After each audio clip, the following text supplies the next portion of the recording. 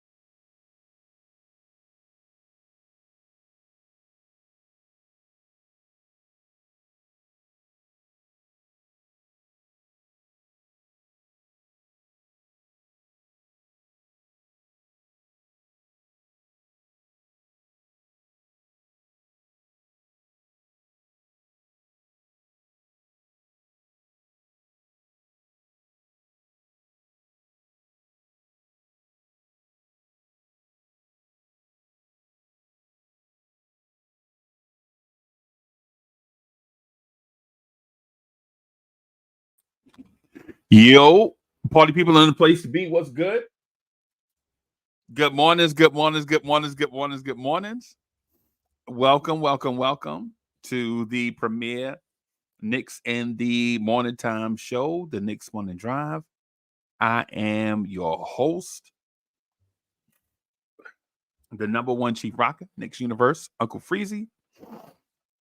Salute to all my peoples out there. I see y'all. Just Knicks is in the building. Rome Far Rock is in the building.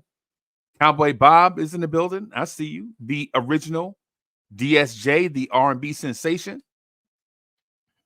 Corey Lee is in the building. Okay. CW Flash is in here. The son of the legend, Kerry Cox, is in the building. What's happening? E. Gibson is in the building. Okay. All right. I see y'all. Yo, Craig, what's good, man? What's good? Pastor J is in the building. Salute to the Johnnies. I see y'all out here.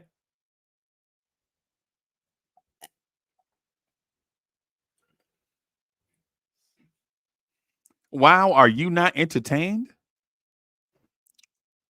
I'm not even gonna hold you, man. Last night's game was kind of a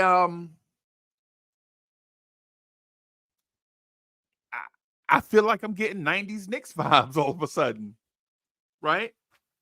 A team actually came in with no chance and actually had no chance. I feel like, no lie, man, I feel like this may have been our worst game in like 3 weeks. I feel like this may have been our worst game in 2 weeks. Let me put it that way. Right? I feel like this may have been our worst game in 2 weeks. and we ran a professional NBA team off the floor. Right?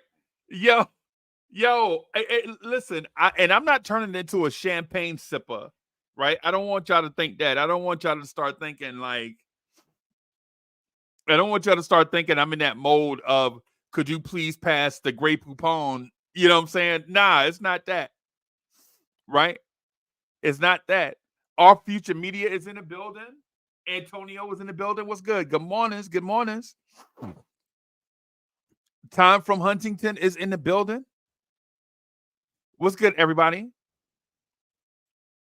Right? I'm not even gonna lie to you.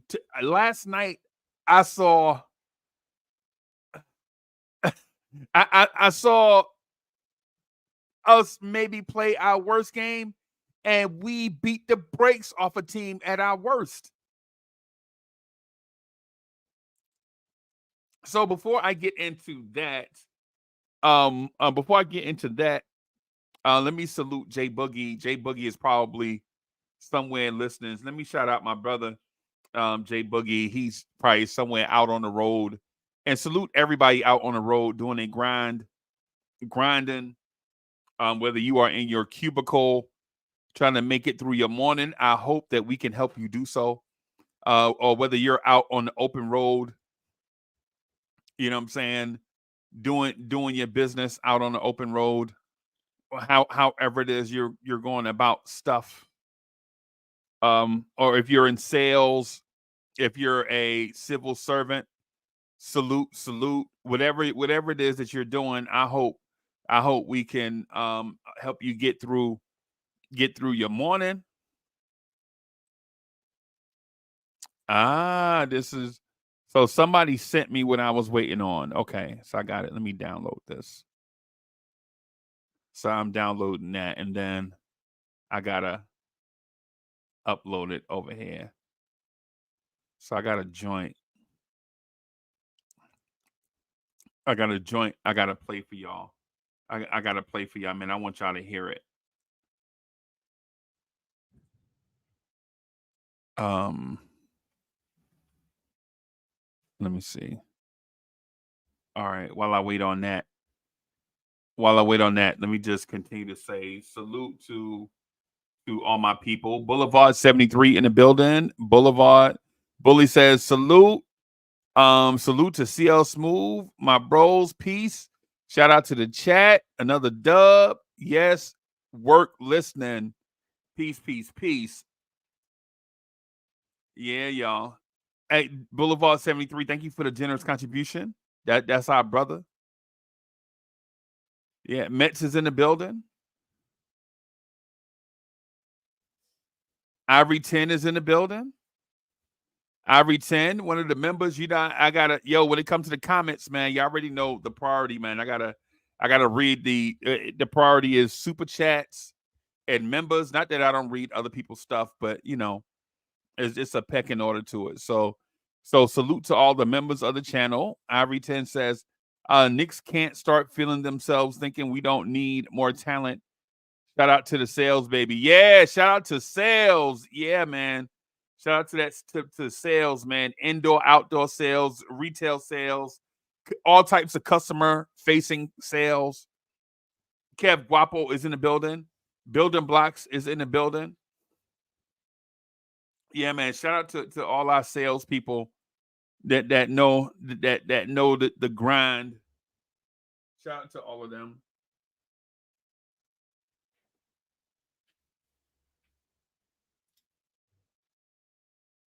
Shout out to the state of New York sending me like 17 emails a day. Thank you, state of New York. Shout out to the state of New York, the New York, what is it? The New York Department of Treasury. Shout out to the New York Department of Treasury sending me like 17 emails a day. No, y'all busy emailing me. Yeah, y'all. I got the joint. So before I get into my bag, I'm gonna play something, man. It kind of means something to me and to my brother, J Boogie. So I'm gonna move out of the way slightly, play this, and then I'm gonna jump back in and get in my bag because this bag is deep. So I'm gonna start with this, and then I'm gonna get in my bag. This might take 2 hours or so, but we'll see. Real life, real situation. This is my life, my life, my life, my life. You my sunshine. Ain't no word bigger than mom's unless we're talking about God. I'm so proud to say that Yes, I'm your child. sir. This for all the mothers. This is my life, my life, my life, my life. You my sunshine. Through the clouds, I see your smile. I'm so proud to say that I'm your This for child. your moms, my moms, they gave us all birth. I be the last, but blessed to say that I'm the first. Them 9 months feel like years ago. Too many years. My tears drop, my eyes face where heaven flows. Whoever thought I'd be seen, heard from TV? No, I miss your beautiful smile when you see me like that's your child. Mom finally made it. I made it. Made it through all the ones you know that hate it. You know the ones that said you had a bad child and couldn't see nothing good in my lifestyle. I'm feeling sorry for the things I did, like stealing candy out the store as a little kid. My first beating, you really taught me a lesson. But what it was, you really gave me a blessing. Punishment took away my TV. For 2 weeks, I couldn't have no company. Nobody can come over there. This is my life, my life, my life, my life. You my sunshine. Through the clouds, I see your smile. I'm so proud to say that I'm your child. This is my life, my life, my life, my life. You my sunshine. Every mother in the Through the world. clouds, I see your smile. I'm so proud to say that I'm your No more child. pain, no sorrow, she in a better place. Look in the mirror, reflected, I see my mom's face. My first step in my life after my last crawl. When Pops left, still showed me how to play ball. Showed me the difference from a dad and how to be a father. Martin Luther, your dreams and let nothing stop you. Ain't nobody more special than moms. Throughout your good and your bad, she gon' always be your mom. Gon' always love a child, gon' always bring a smile, gon' always bring your joy, gon' always girl or boy. Be a queen, I'm raised to be a king. Respectfully, then love your moms if you're feeling me. Listen, I almost shed a tear. what you feeling? What I mean, I know a spirit's in here. Hey, you love yours, I love mine. I got my head to the sky, then love your mom's while she living her life, alright? Right? This is my life, my life, my life, my life. You my sunshine. All the beautiful Through the clouds, I mothers, see your smile. And I'm so proud to say that I'm your child. appreciate them. This is my life, my life, my life, my life. You my sunshine. Appreciate them. Your smile, I'm so Tina proud. J. Baby, I'll sacrifice everything for you. No matter the cost, you're worth the fight. Thank you. Because you are my life. Yes. I raised you, I pray I did it right. Yes, you did. Through all your ups and downs, I'll never leave your side. For you, mama's always gonna fight, yeah. Thank you. You are my life, my life, my life, my life. You my sunshine. Through the clouds, And you make me your smile. I'm so proud. Yeah, you're my child. I see you. You are my life, my life, my life. My sunshine. You're my sunshine. Your smile. I see your smile, you make me proud. Every day that your mom's is living, every day she breathing. Don't wait for that one day to celebrate her. Live her every day of the year. She's your sunshine Sunshine. all over the world. And you are my sunshine.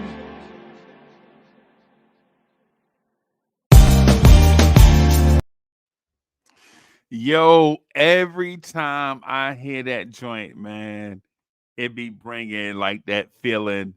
Shout out to my man Jay Boogie. Shout out to whoever the producer is. Shout out to whoever that lady is singing. Shout out to whoever that dude was going off on that bass guitar. Shout out to whoever that dude was on them drums. Man, Jay Boogie got a banger. Serious B is in the building. Yeah, so let me get in my bag, man. Yo, I gotta talk about this thing, man. I gotta talk about this thing. And I hope y'all understand where I'm coming from when I say this.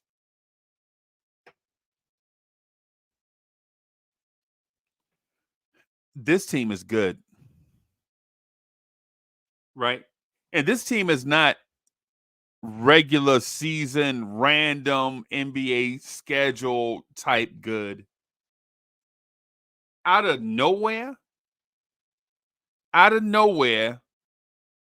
this team is potentially better than Boston good. Right? Out of nowhere, this team is better than Milwaukee good. Right? Like legit out of nowhere, this team could be the best team in the NBA good. And I say out of nowhere, but there's no such thing as out of nowhere because everything comes from somewhere. But this team is all of a sudden more impressive lately than Boston and Milwaukee. Do I have to mention that this team is better than Philadelphia right now? Do you need proof? If you're a doubter, do you need evidence that this team is better than Philadelphia? What I'm saying to you as a Knicks fan, and listen, this ain't even about the hype train, because you know the hype train is about something that could happen, and then people put faith in it to try to make it happen. What I'm saying right now is we might be looking at the best team in the NBA right now. Right now, right? And if your haters are in the room, what they're gonna say to you is, well, how can a team that's fourth in the East or whatever be the best team in the NBA? Well, we're talking about right now. We're not talking about how a team stumbled out of the box, right? You know how people say it's not about how you start, it's how you finish. They give you those encouraging words like even though you're struggling, just stay at it, you'll get better at it. So what I want to do is point out one thing at a time, right?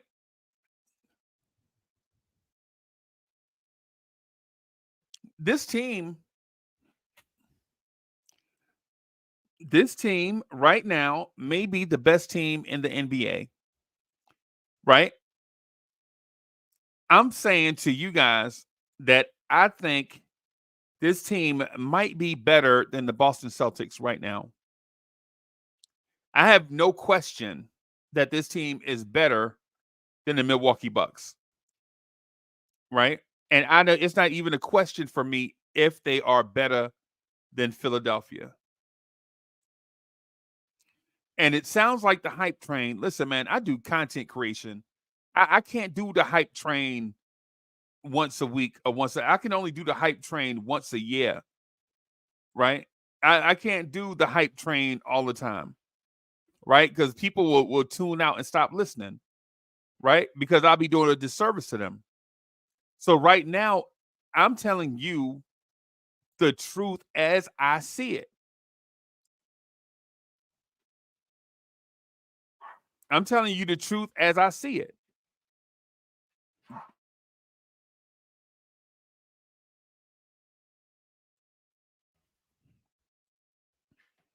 What I'm saying to you is, well, let me I'll break this thing down. I saw Julius Randle play unselfishly for about, and when I say unselfish, I mean for the most part, unselfishly for the last 5 to 6 games, and did it with a smile on his face. I also saw Julius Randle get accosted at the rim at least 9 or 10 times last night, and he didn't have a meltdown. At one point, he even smiled at the referee. Right?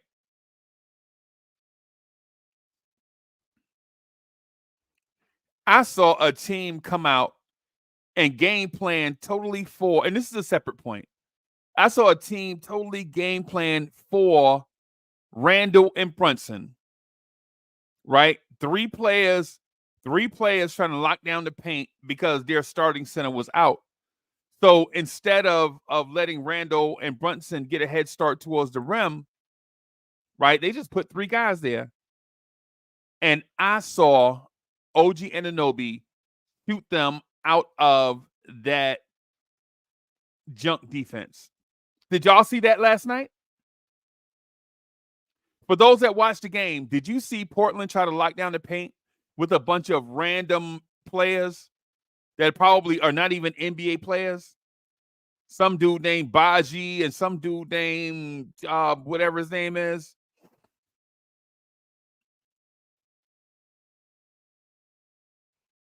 And what I saw when that happened is Precious Achua, who didn't really make any shots but recognized it, and OG Anunoby shoot them out of that junk zone. Did y'all see that? Or was that me? Was that just only on my television?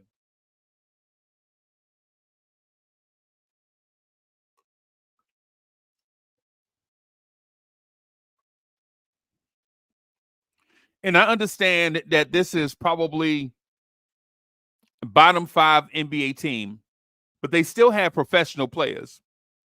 You don't get to this level if you don't know how to play. At least some. I saw Jalen Brunson last night. So this is a double-sided coin, right? So on one side of this coin, it's going to sound like I'm turning somebody into Oscar Robertson, and then on the other side of the coin, it's going to sound like I'm turning somebody into Frank Ntilikina. So just bear with me on this one.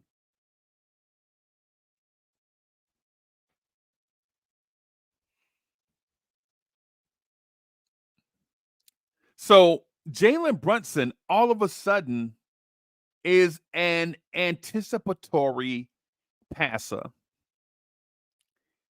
I saw him throw a pass to a dude that wasn't even open at the rim, but when the dude turned around to get to see, the ball was right there on the dough, and my man wound up getting a dunk from it. It's amazing how your point guard looks when he has guys that know how to cut to the basket and know how to get open. All of a sudden, your point guard's assists begin to skyrocket. Jalen Brunson threw a right-handed pass. Now, mind you, I'm not going to tell you what hand Jalen Brunson writes with or eats his food with or uses a fork with or drives his car with or whatever. I don't care. What I'm telling you is I saw Jalen Brunson scoot to the side, throw a right-handed pass in traffic to a guy that didn't know he was open. And when the guy realized he was open, the ball was on the money. Now, in basketball terms, what I said was Jalen Brunson created a passing angle by manipulating the defense, right? Throwing an on-time, on-target pass to a receiver that caught the ball in traffic and was able to finish. For those that like the basketball part of it. For those of y'all that don't and just all you care about is the end result, Jalen Brunson got somebody open for a dunk. And it's amazing how somebody can get you open for a dunk if you are willing to get open for a dunk. All the stuff that we had been saying in the past, like Jalen Brunson didn't do it in Dallas, so he can't do it here. When I look back at the Dallas roster, Dallas never had an OG Anunoby type player on that team either. So maybe that's the reason why you never saw it. Jalen Brunson never had an OG Anunoby type player in Dallas.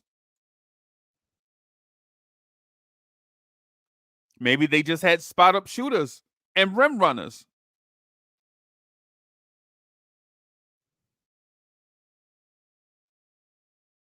What I'm saying to y'all is Jalen Brunson is willing and able to pass the basketball. Last night, I think Jalen Brunson had 5 assists. How many? He had 5 assists. Jalen Brunson had 7 assists last night. Jalen Brunson had 7 assists last night. Could have had more. We missed a lot of wide open shots last night. The Knicks, no lie, the Knicks last night missed 52 shots. The Knicks missed 52 shots last night and demolished another NBA team. So what does that tell you? What does that tell me? That even on our worst night, we can beat anybody.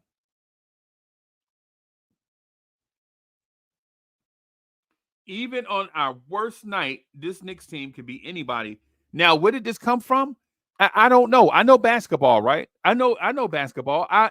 To be honest with you, and it's gonna sound cocky, but I don't think anybody in Knicks universe puts in more research on task, time on task than me. Nobody. I don't think nobody in Knicks universe, none of the content creators, and if they take it the wrong way, I'm sorry.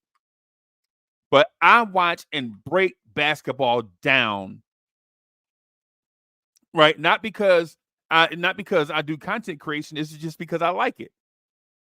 I like breaking down basketball. I coached it. I played it. I watch it. You know what I'm saying? And so when I say that, I say all of that to say this. Even I can't figure out where this came from.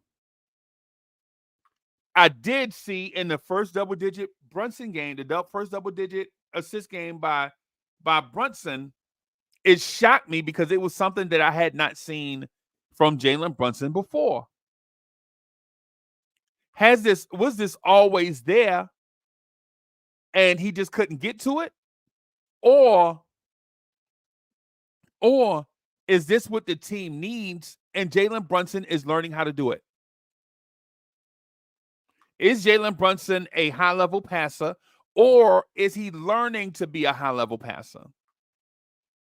Was Jalen Brunson a high-level passer before and just provided scoring because that's what his teams needed? Or is he a scorer learning how to be a high-level passer? Nobody has all the answers. We have to wait and see, right? We have to wait and see. We have to wait and see if this is an anomaly or if this is the new normal. And so what I'm saying to you guys about the Jalen Brunson thing is buckle up your seatbelts. Buckle your seatbelts. Because whether or not it's either, whether it was he could do this and only scored because that's what the team needed, or if he had always been, or if he's a scorer that is learning how to be a high-level playmaker, regardless of which answer it is, I think our expectation is that Jalen Brunson is going to do whatever it takes to win, right? And if that's the case, if Jalen Brunson has the ability to do whatever it takes to win, what else is next? What else is next? Because there are a lot of things we said Jalen Brunson couldn't do, and all of a sudden, Jalen Brunson does it. I'll give an example. This is for Ivory 10. This is for my brother, Ivory 10. The word on the NBA street that Jalen Brunson was a nice pick and roll player that couldn't shoot threes. He didn't shoot them good, and he didn't shoot them enough. But in 2023, from January 1st to December 31st, Jalen Brunson was the best three-point shooter in the NBA on high volume. So what does that tell you? From January 1st, 2023 to December 31st, 2023, Jalen Brunson was the best three-point shooter in the NBA. He even had a game where he went 9 for 9 or 8 for 8 or something. 10, 12 for 12. I can't remember. Whatever.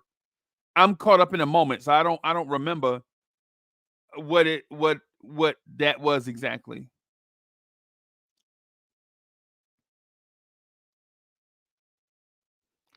But everything we say Jalen Brunson can or can't do or needs to work on, Jalen Brunson somehow gets better at it.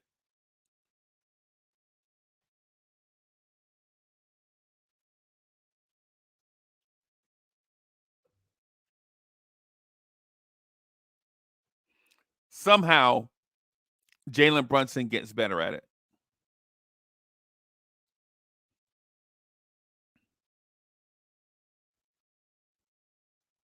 My thing is, I saw and I am seeing something else in his evolution. I'm seeing something else in his evolution. And it's a thing that New Yorkers love, and that's defense. So before we jump, listen, I said Jalen Brunson and defense, right? And before you guys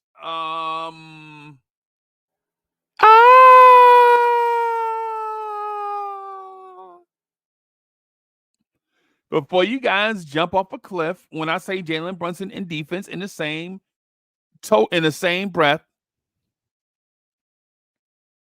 look at the Knicks defense recently.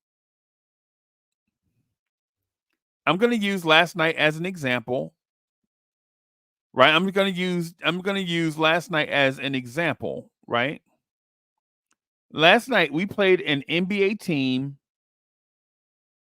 They took 86 shots and they shot 38.4% from the floor. Jalen Brunson played 26 of those minutes.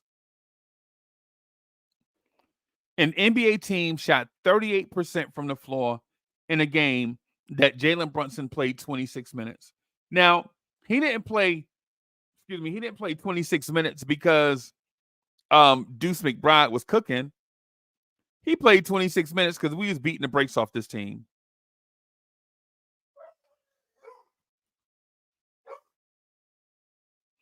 That's Benny.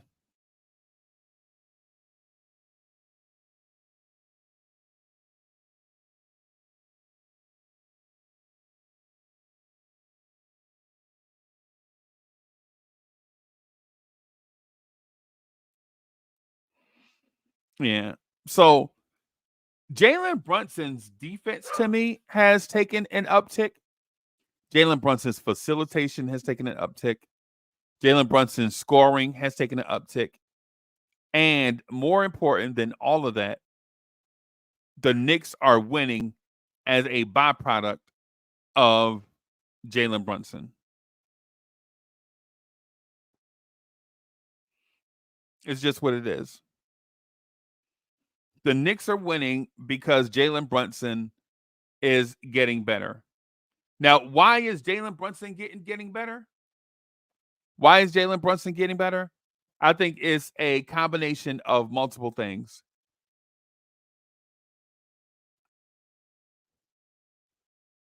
For one, as each day goes by, I'm starting to think RJ Barrett was a bad fit for the Knicks. And I'm not trying to kick him in his back.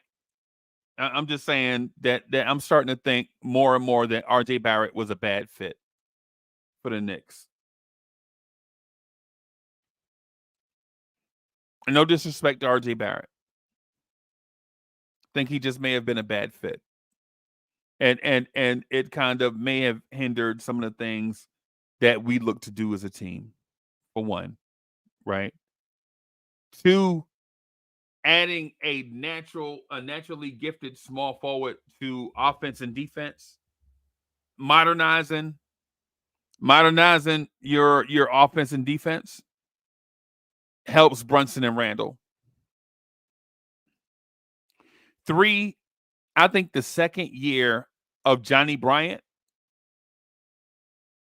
is helping Jalen Brunson more and more as a modern NBA point guard.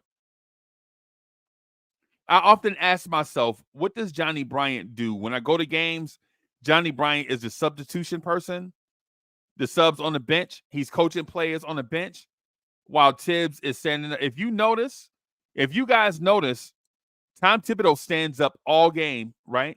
That's what y'all see on TV. But what you don't see on TV, what you see in a live game, Johnny Bryant is coaching up everybody. Coaches, players, everybody. That's what you don't see. When Tibbs is standing there, working the official,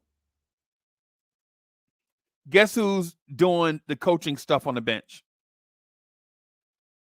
For those that don't go to games, for those of you that don't go to games, I'm not knocking you or nothing like that. What I'm saying is there are things that you see on TV that you don't get to see. If you were there live, you would get to see all of it.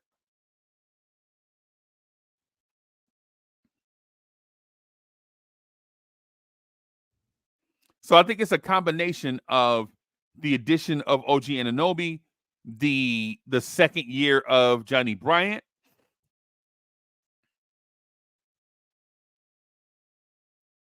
a few other things.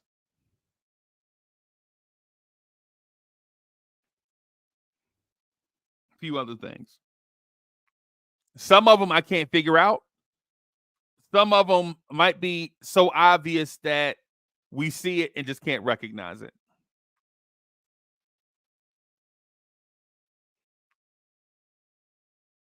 The flip side of that coin is I have no idea what Josh Hart does. I just don't. And I know y'all gonna sound like, Uncle Freezy, why you such a hater? I don't hate that man. I just can't figure out what he do.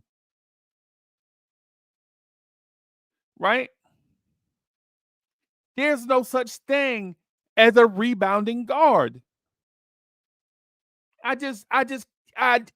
It boggles my mind.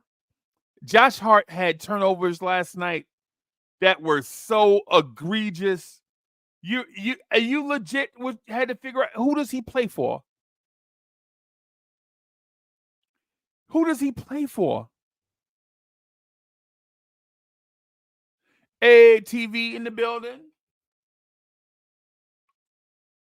I know what Josh Hart shouldn't do.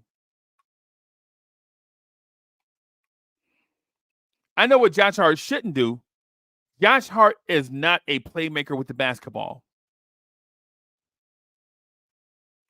I saw that man throw a basketball to Julius Randle with Randle in between three people. Randle couldn't corral it. And then they're looking at Randle like, yo, why are you turning the ball over?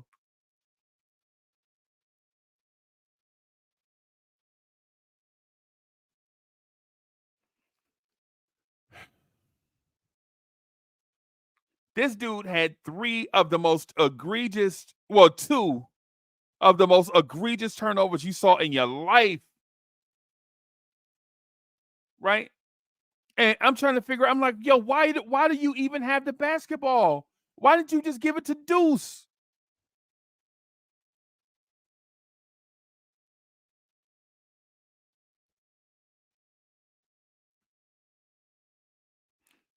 Marshall L in the building.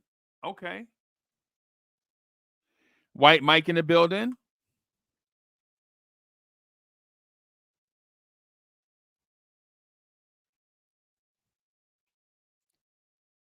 My thing with Josh Hart is not that I dislike a energy player. What I'm saying is just don't try to make a play. Right? Last night I saw Quentin Grimes grab rebounds in traffic, and I immediately thought that's the guy I want to handle the ball. Don't give it to Josh Hart. Let Quentin Grimes do that transition rebound, push it up the floor thing. Because Josh Hart is not it. Right?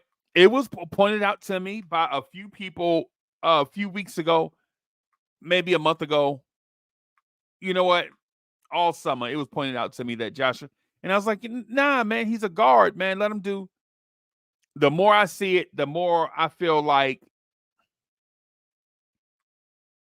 either you're going to get something great or you're going to get something terrible. You're going to get something, but either it's going to be great or terrible. Right? And for a team that's good, that's looking to establish something, I don't know if we can afford that.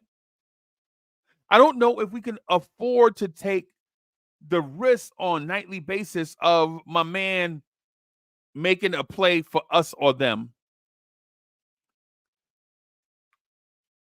It's like he's Cole Aldridge for us. Y'all remember how Cole Aldridge used to tip the ball and keep plays alive? But every once in a while he'll tip the ball in the other team basket. And you'll be like, well, Cole Aldridge is a net too, because he scored 6 for us and he scored 4 for them. That's what it's like watching Cole Aldridge, right? Cole Aldridge will score 6 for us and 4 for them.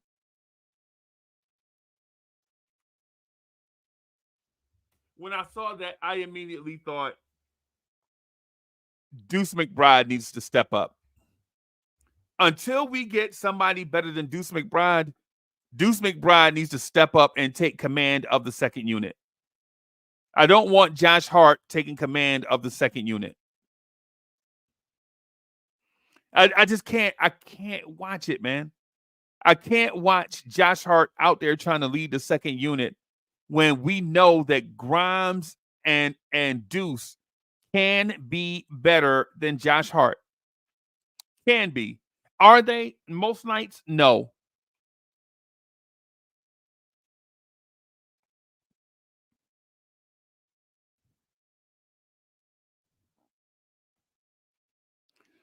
No. So it puts me in that weird paradox of wanting more but having to be patient.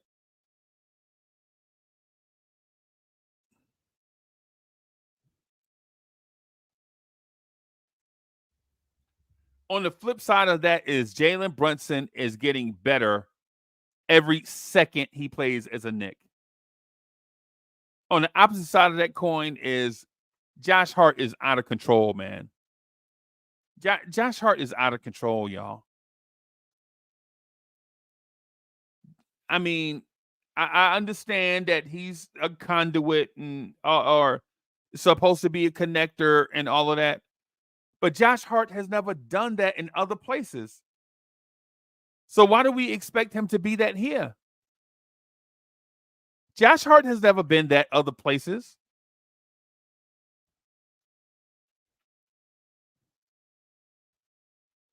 Josh Hart has never been a second unit Paul George.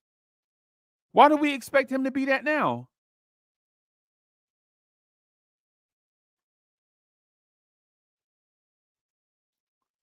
I mean, Josh Hart has never been Malcolm Brogdon. Why do we expect him to be that now with us?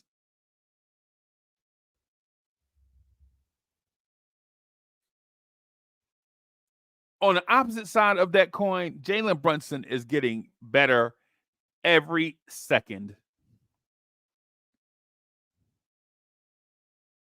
when I saw him penetrate that junk zone Portland threw at us last night, and he stopped to pull defenders towards him, that's second level, third level thinking, right?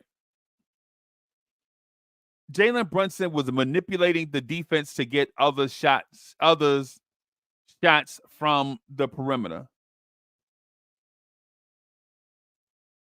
That's awesome. You rarely see that.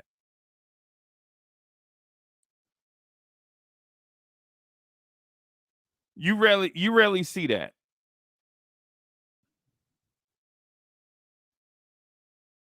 Especially from a Knicks point guard.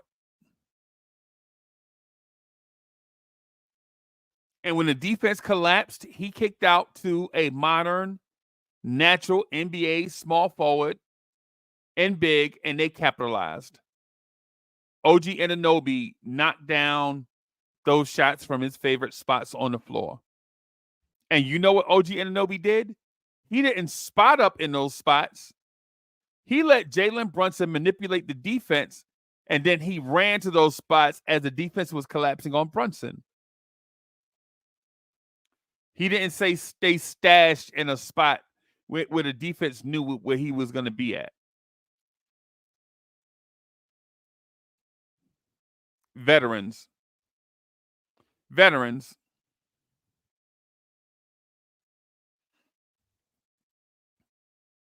What I noticed last night,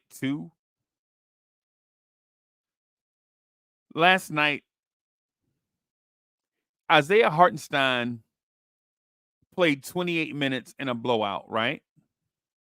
He played 28 minutes in a blowout and still had 14 rebounds.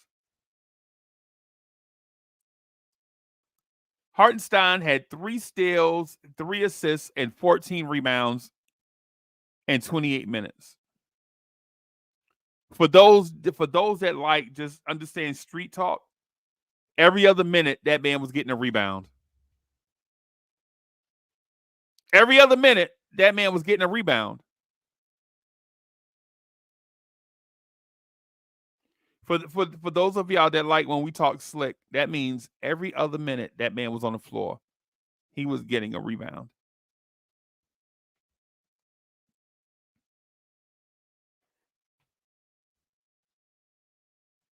One other thing I want to point out also is Randall is more of a willing passer than we realize. And I don't think it's a selfish thing either.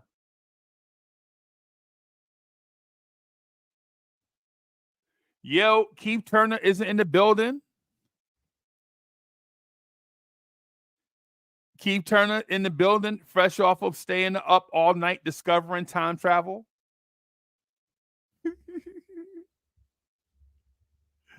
Keith Turner stayed up all night discovering time travel and then jumped in the chat. Salute to Keith Turner.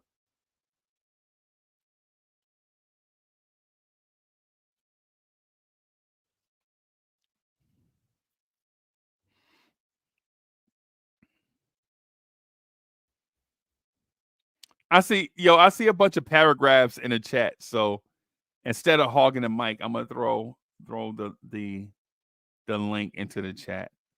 I'm just gonna ask though, if you ain't got nothing, if you don't have nothing, if you don't really have nothing, then you know what I'm saying, just sit it out.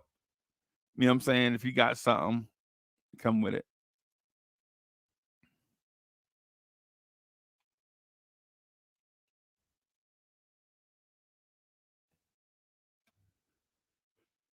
So I noticed here lately. Oh, let me point out the fact that Grimes impressed me last night. I want to make sure I point that out. Quentin Grimes last night impressed me. Not with the shooting. Well, the shooting impressed me last night, right? But what really impressed me was his aggressiveness. Grimes grabbing rebounds in traffic, pushing it up the floor. Yo. Good morning, chat. How are you? Good morning, I'm Uncle all right. Fizzy. Good morning, chat. I'm all right. Grimes impressed me last night with his aggressiveness. Okay, I agree. He grabbed rebounds and he pushed them up the floor. And to me, that was something I hadn't seen from him, and I'm impressed by it. I also saw 2 or 3 plays with Grimes where they were running the shot clock down. McBride had the ball, they kicked it out to Grimes. I seen him dribble, try to do a cross step, and then pulled up for a three. Even though he missed it, he still was aggressive back on defense to where he was looking for where the ball was, and it also helped out McBride get the deflected pass. So for me, I'm like, I think OG is helping out Grimes a lot. So are we going to put him on the trading block? Because Grimes has been playing well as of late.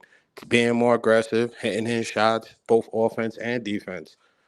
And it's not just last night. It's ever since OG's trade.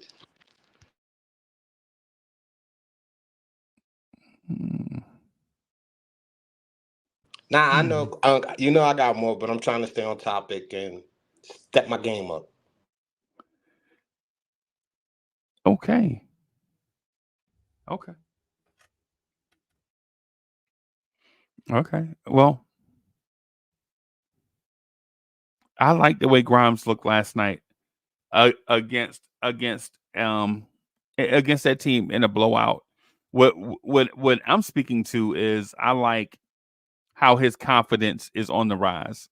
He and Deuce McBride's confidence are on the rise. And I think they'll be major contributors if we continue to get their confidence up through playing time. I agree because one game you see McBride come out and hit 4 threes, and you're like, what's going on? Another game you see Grimes come out, does the same thing, and then with him and OG on the court with defense, it's like they're just mismatching off of each other, like playing like double dragons and stuff. Like, you know, one helps out the other without even knowing, and it's been a very impressive stint. So the way them two are playing, what are we going to do? That's the dilemma because they've been playing great with OG. They've been playing great with the second team. There's more we can now expect because of how well they're playing. Yes, they do still need to step up. But when it comes to Grimes' game and how he looks, I've never seen this side of him. So I need like probably 2 more games before I could honestly say this is who he is. Yeah. I'm gonna say that the Knicks are maybe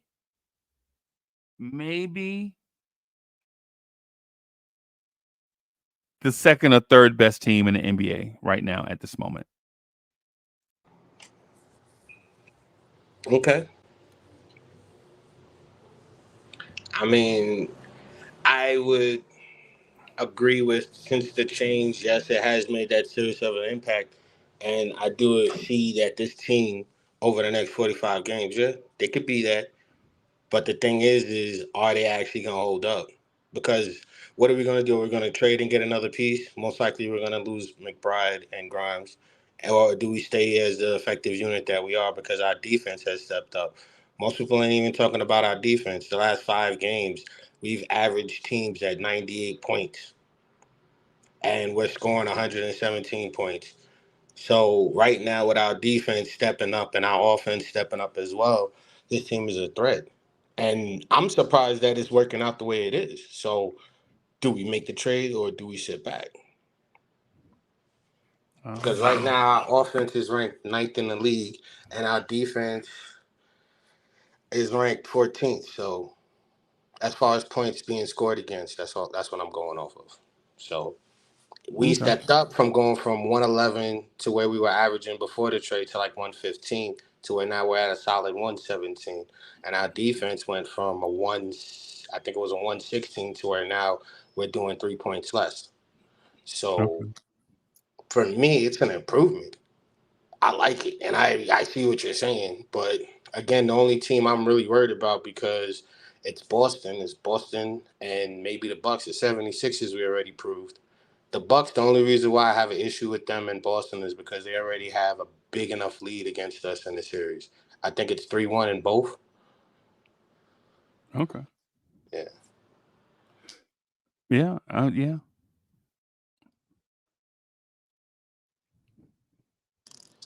That's But within, interesting. I was gonna say within that, I could even go over some stats that elaborate more if you'd like. Yeah, man. No, I don't. Okay. I'm thinking that we're probably at this moment.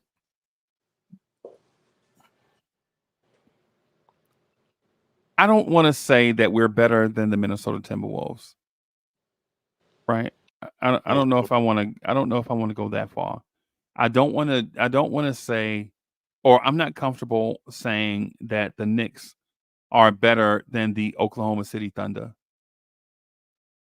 or the Denver Nuggets. But what I will say is,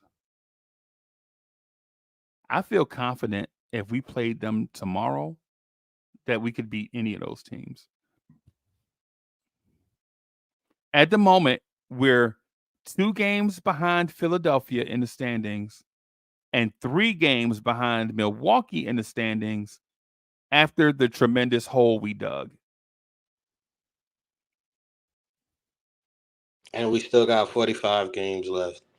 This is actually scary because if you look at the schedule, like I said, I'm just analyzing from what I see. I see the Knicks going like 31-14, Okay. which is really crazy because that would be perfect because that'll get us at 51 wins. Which, based off of how we've improved, how we made adjustments, how even when Brunson has a bad game, he's still contributing, and like how everyone else is still bringing up the wins, and how like I like how everything is working, but there are some things we do need to work on. So for me, man, this is a really good team.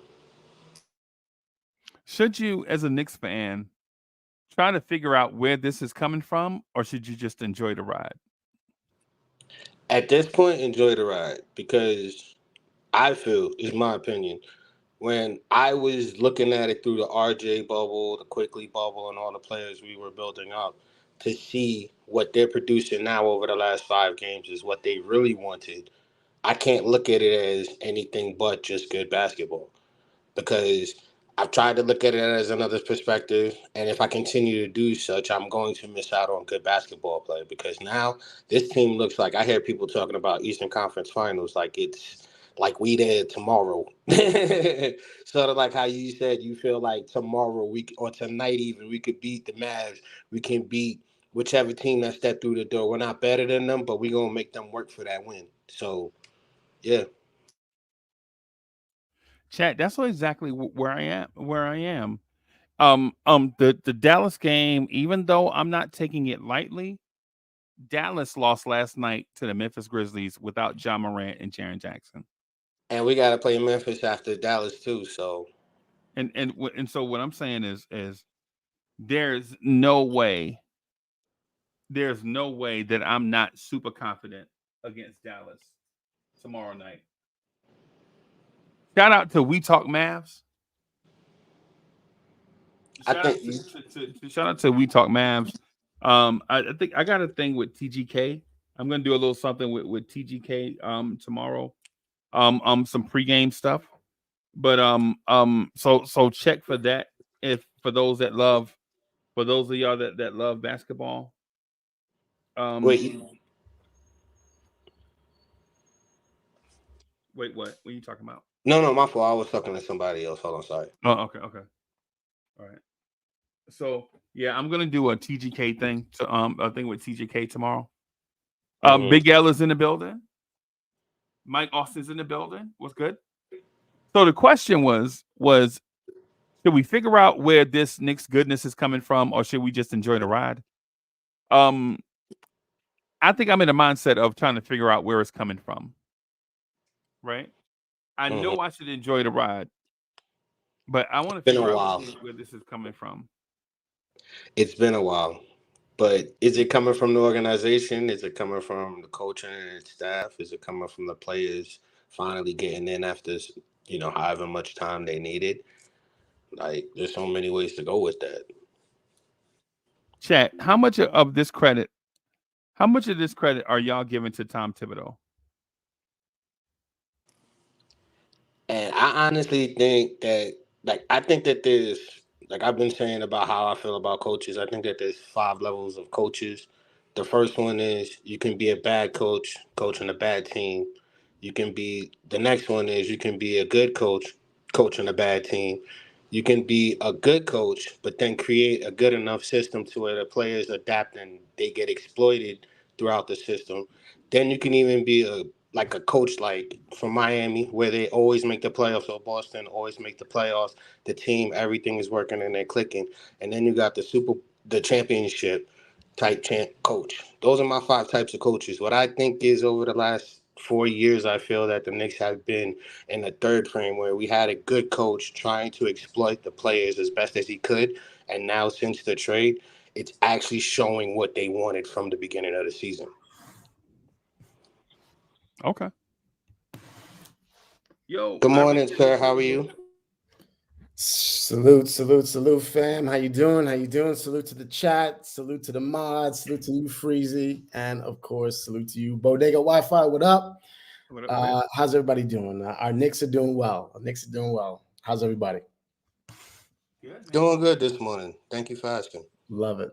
In regards to Tibbs, I think you got to give everybody credit, man. I've never seen so many people on a roster perform so well. I mean, everybody is performing well right now. I know Hart may have had a couple of bad moments, and he's actually looking like one of the least productive guys on the roster right now. He looked like he played for the Washington Generals, bro. It's interesting. It's interesting because, I think Hart will come through when we need him, right? So I wouldn't say that that's the most our dire need right now is to do something about that. I think Hart he'll earn his chips regardless. He'll find a way. Nah, man, I ain't waiting on that. I would replace him with DeMar DeRozan right now. Who? Now, and I know y'all, and I know how y'all feel. Y'all not necessarily keen on DeRozan, but if I could replace Hart with DeRozan right now, done. The only problem is, would that force him into the starting lineup? Do you have to start him? Because if you could bring him off the bench and he'd be happy, then I'm all for it. Who coming off the bench? DeMar DeRozan. No, DeMar DeRozan. Put DiVincenzo back on the bench and have I think. Don't you love the way DiVincenzo's playing right now? Yeah, I love him in that starting group. He right. spreads the floor like nobody else. He doesn't touch the ball. I mean, he might hold the ball for a second. But you know what helps? What him being on the second team helps? As much as I love Hart, it gets Hart's hand away from the ball. It also gives him a more effective score because right now during this season, DiVincenzo's going 2 for 5 from 3-point range. You get him on the second team, you give him maybe 2 more opportunities and then try to push him to make 4 for 7. But even still not, he'll still probably make 3 for 7. So he'll still be at a 40% clip, coming off the bench, being your ball handler, stopping Hart from running around trying to control the ball with the second team, as well as you also have McBride being the second option as opposed to I just want Josh Hart to stop trying to be something he's not. Exactly. Breaking news. We got RJ Barrett backstage. Ladies and gentlemen, RJ Barrett. RJ on the beat.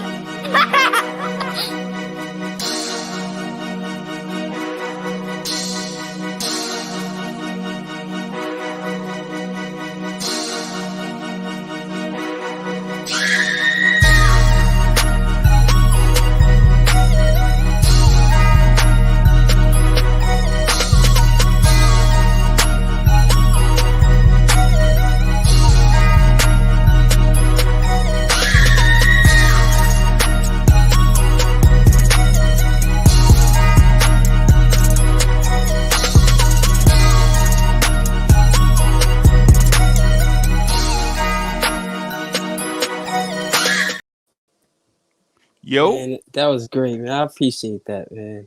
What's good, Good boss? morning, King Libby. Yo, salute everybody. How y'all doing? Salute. Yeah, man. Bro. I'm not. Okay. So here's the thing. I don't want to disrupt the chemistry on the roster, man. I feel like we were at a great place, right? But man, 2 of those turnovers from Josh Hart last night just made me want to just jump out of plate glass window, bro. Yo, you can't be doing stuff like that when you're 29 years old, bro. You've been in the league. But Josh Hart is 11 years out of high school, bro. You can't be making JV plays. You can't play like a 6th grader when you've been out of high school 11 years. We paid him. We paid him. It is what it is. I mean, you think they would? I don't think the Bulls would even venture into a trade with Josh Hart involved. No, we can't trade him anyway. No, he might be tradable, like potentially, but I don't see who. But July, yeah, I don't see. July Yeah, 1st when a new league year starts. And that's why I'm saying if we were to put DiVincenzo back in that second lineup, that automatically forces a small lineup, a pretty small lineup, because he's not going to be at the point guard, right? So I feel like that automatically forces a small lineup. So having him with the starters, I like that. If it's considering, you know what, considering DeRozan is an expiring contract, who cares if he has to come off the bench for another 3 months? I mean, that guy wants to win. He wants to show that he has value. Best. Yeah, he the third best player on the roster. Mr. Ivory, isn't the team already small with Brunson and DiVincenzo starting? So him moving back, you can offset between that height when you have the DeMar DeRozan at the 2. Yeah, but look at what he's playing within that starting lineup. That was small, just in the guard solution, right? You got a killer in Brunson, and you got him as a killer as a shooter. In the second lineup, he's got no one setting him up for shots, right? There's no point guard there to set him up. That's why I loved iHeart with that second group, because I thought he was a great distributor. But anyway, there's no one there to set him up. So I think that negates his effectiveness. And that's why Josh Hart has the ball too much, because we don't have another guy there who can run that Give Deuce and Grimes the ball, bro. That's what I'm saying. If Deuce you go to the second team, if you go to the second team with DeRozan, you have DeRozan with the second team at McBride.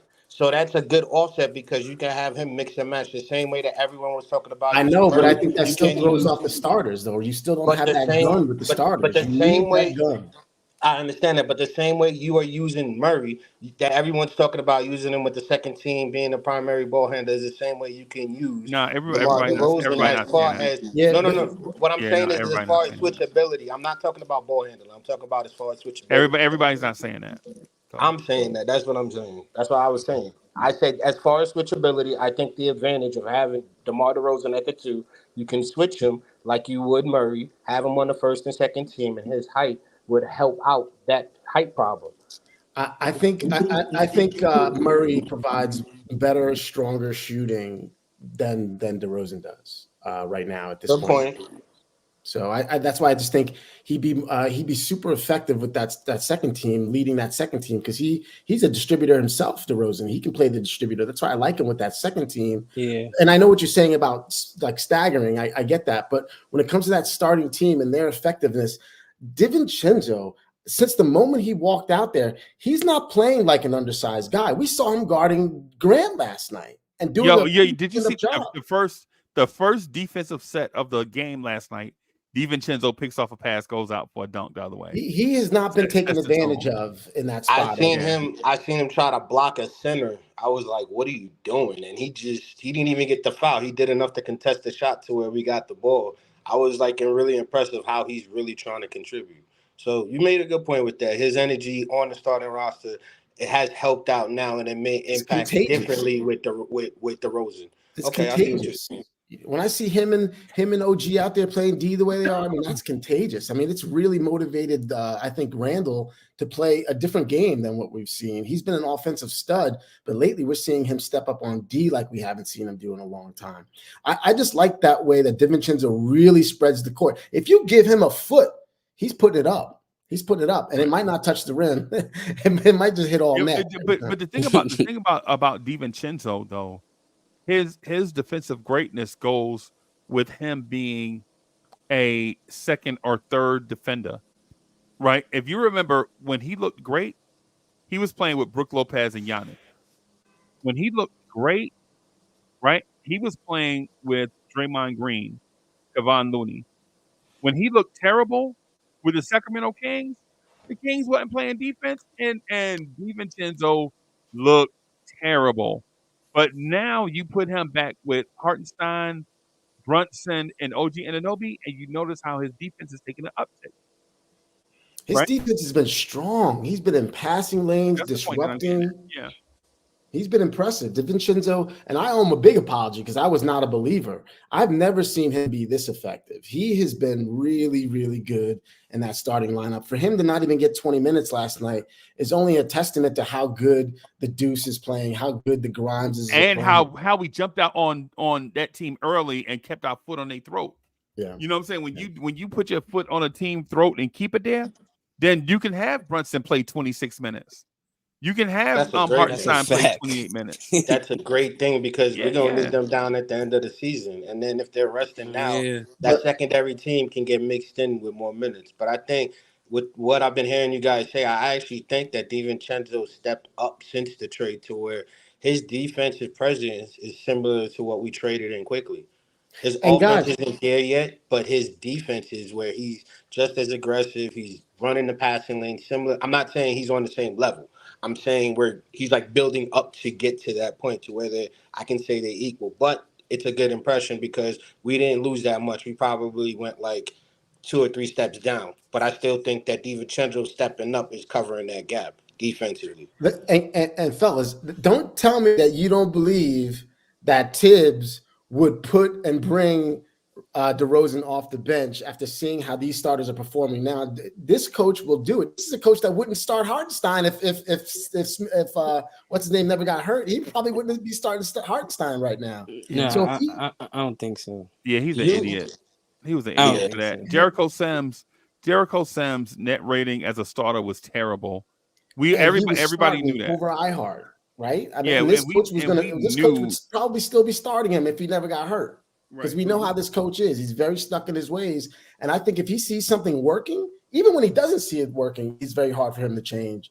Seeing it working is like hard, almost impossible for him to change. So I would even think that Murray might even be happier coming off the bench, still getting his 25, 30 minutes. He might even be happier. I'm saying that too. Murray trying to play for a contract, man. Like you think? No, he no, Murray he not. has a contract. He has a contract. He already got a He just got contract. his extension. I'm talking about like a good solidified contract to where he can go to a team. No. have a big contract. He already What got his I'm contract. saying is, okay, What go you ahead. saying is wrong, bro. He got a contract Okay. extension already. No, you're right. Okay, Yeah, cool. he already got a contract extension already. He not playing for Cool. bread. You know what I'm Nah, saying? It's okay. not like he got a 1-year deal. This dude got a big time, above average NBA starter contract with a lot of years on it. Like 4 years, like that. 5 Yeah, years. yeah, Okay. yeah. The kid, his contract ain't even part of the conversation. But the thing is with Murray though, is we're basically saying that Dante DiVincenzo is a better player and a better fit in the starting lineup with the Knicks than DeJounte Murray, and all of that is and all of that is false. Better fit? Why would you say that's Yes. false? Yes.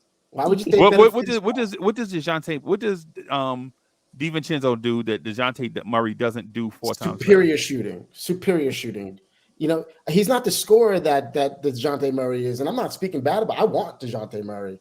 I'm just saying right now, when you see the way this first team and the starters are gelling right now, how they're playing together, moving without the ball.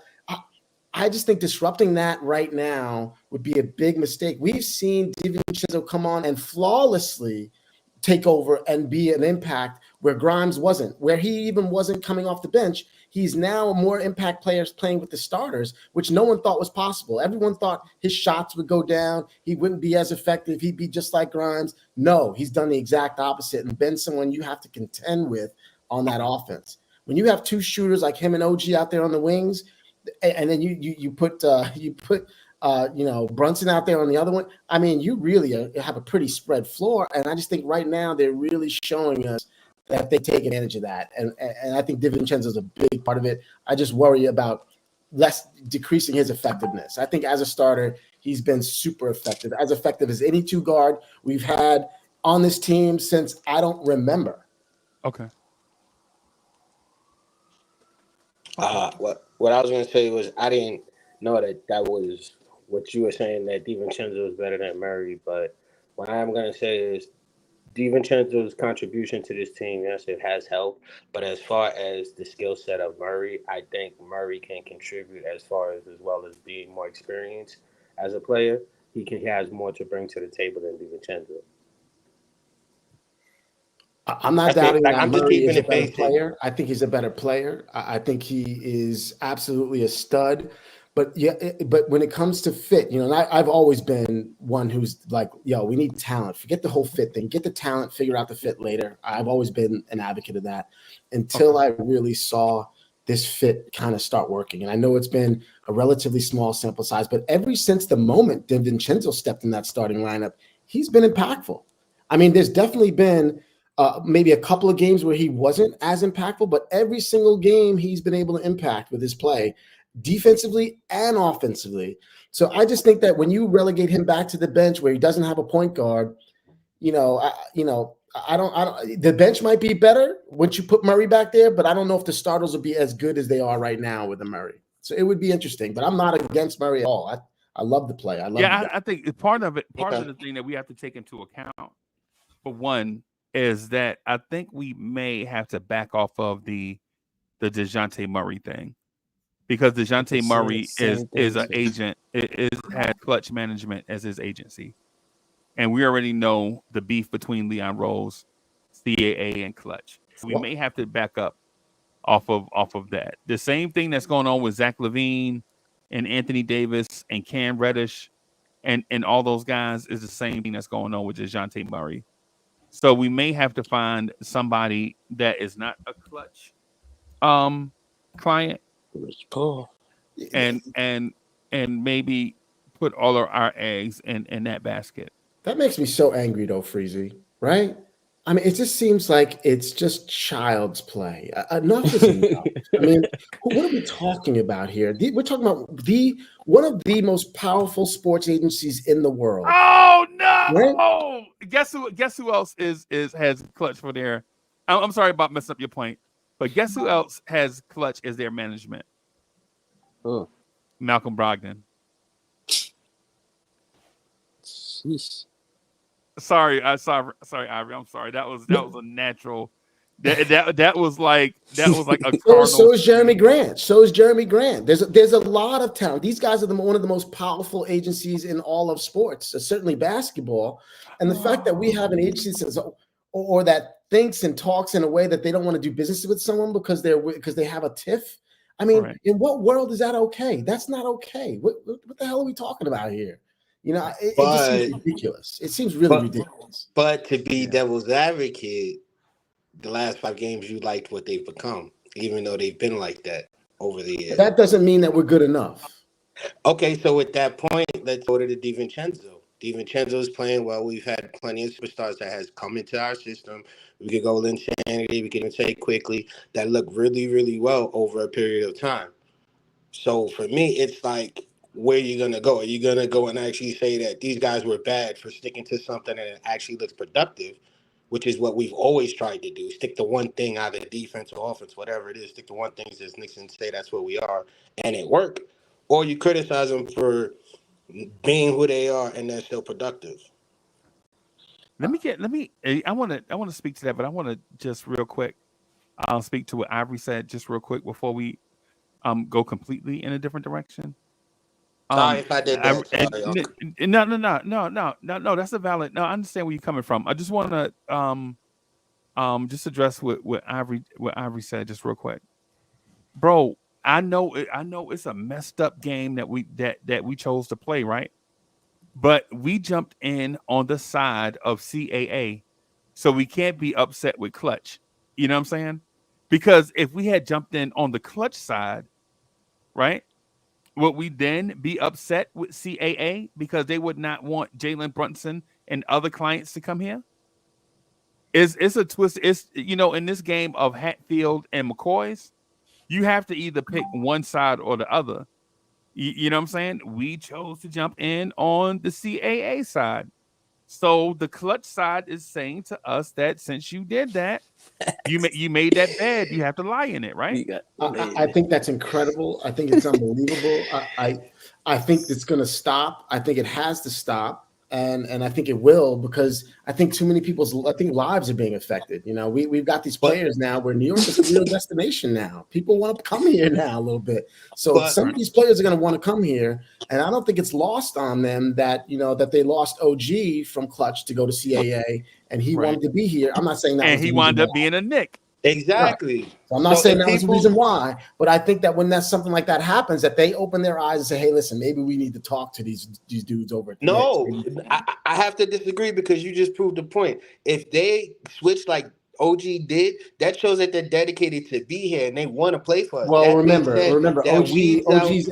OG's agent left CAA. That's why. Okay, I understand that, but what I'm saying is using your example that you just used. He showed that he wanted to be here and he became a Knick. But That right, but being if you're the said, agency that just lost a big time guy that was going to give you a payday, wouldn't you think, hey, maybe we should be changing our ways and reaching out to these Knicks guys because hey, it looks like some of our guys want to be want to be over there in New York. Maybe we should reach out and kind of squash this nonsense. And it seems like but that's you're what happened. even but you're proving my point because those guys that are in the rivalry contract with us, they're gonna be like, yo, maybe if I go over to the Knicks and drop like OG did and everyone else show that they want to be there, they may get a little bit more money, but they'll get more exposure and actually be better. So we can actually build a team, as you can see from what we currently did since the trade, dealing We with haven't injuries, done anything that yet. we have a good Let's team keep right it now. real. We're playing well right now, but we've done No, nothing. that's what I'm saying. It's a Okay, good let's team keep it right now. real. All right, That's what I'm saying. We we have have a not good done team. anything, No, and to say that we don't need clutch athletes, I think would be a I'm not detriment to saying the. that. I'm not saying You're that. What saying we I'm can build a saying winner is without him. You're saying we no, should no, buy no. into What the fact I'm that we saying we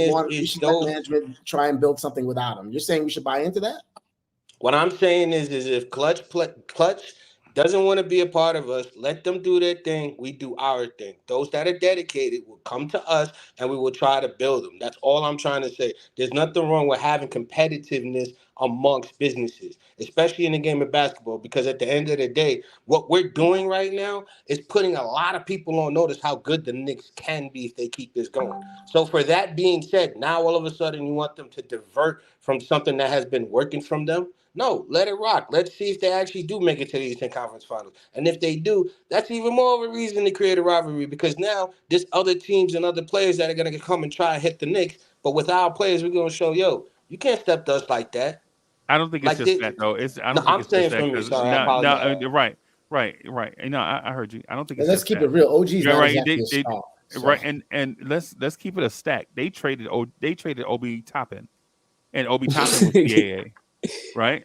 They traded Obi, and Obi was CAA. So it's not like you know what I'm saying it's His brother. CAA or bust, right? What we're saying is in the high stakes game of moving superstars that agencies come into play. When you just talk about roster filler, that stuff don't matter because all agencies are just trying to get their guys a job, right?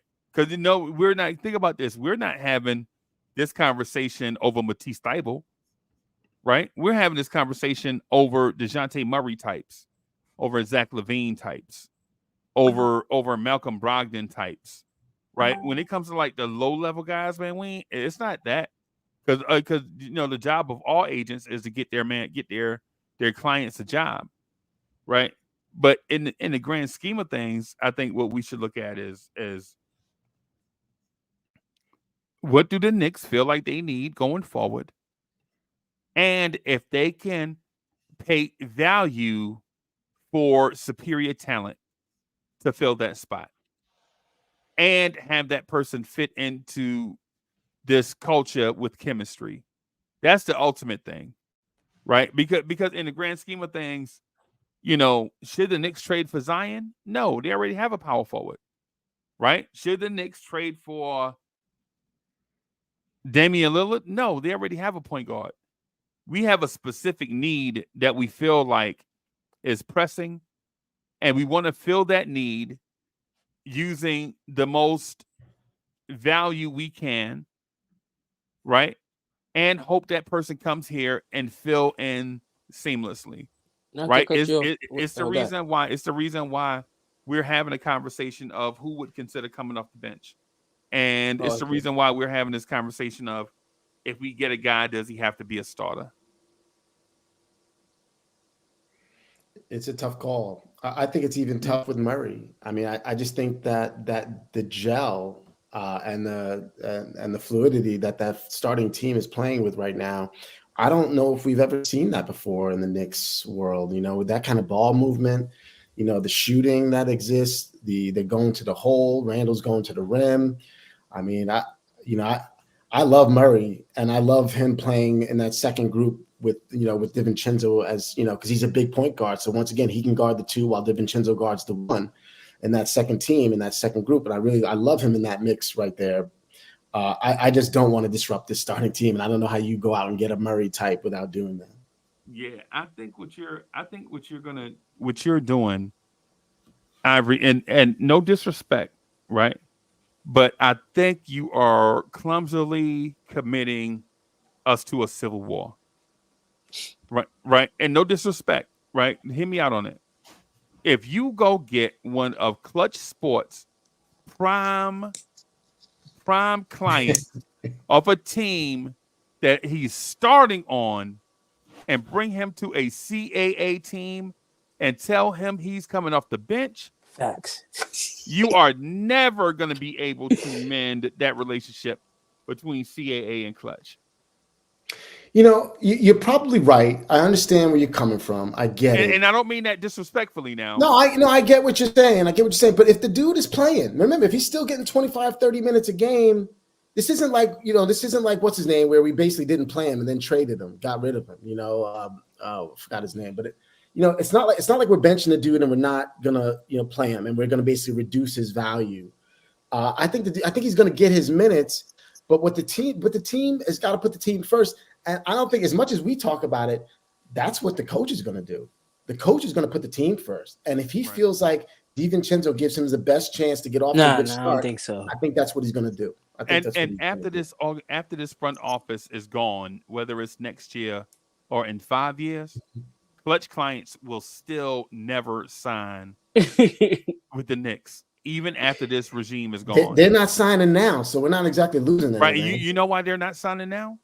Because we already went down this road with CAA before, with J.R. Smith and everybody, and us dissing clients from other management. Remember, I don't know if y'all remember this or not, but we chose J.R. Smith's little brother, Chris Smith, over a prime. I don't think it was Clutch. I think it was another agency. We chose Chris Smith, who none of y'all even remember, over a prime agency's best player. And we're wondering why Zach LaVine don't want to come here. It's because we already went down this road with CAA before. Phil Jackson's job was to come here and clean out the CAA mess. And he did that. Right? And then James Dolan went right back to the well with Leon Rose. And here we are. Right? In a perfect world, chat, I think the chat agrees with me. In a perfect world, you sign the best talent regardless of who the agent is, right? That's what you want to do. You want to stack your roster with the best talent regardless of who their agency is. Right. But we're not doing that right now. And I'm not knocking the Knicks front office. What I'm saying is you got to be careful about the enemies that you make. Right? Like, for instance, if I'm a Pepsi distributor, right, and I'm looking for stores, the Coca-Cola guys are not going to help me find clients. They just not. Right? The Coke guys, it's a civil war between Coke and Pepsi. Right? If I'm a Pepsi distributor and I'm looking for stores in your area, you think the Coca-Cola guys are going to walk up to me and help me? They not. It's just a fact of life. I'm sorry. I just am so worried. When I see, I never thought DiVincenzo was this good. I never thought he was this good. I never thought he was this active. How good is he? He's good enough to start for a very good team. He's good enough to start for a very good team. He's good enough to start for a team that is now potentially being considered a championship contender.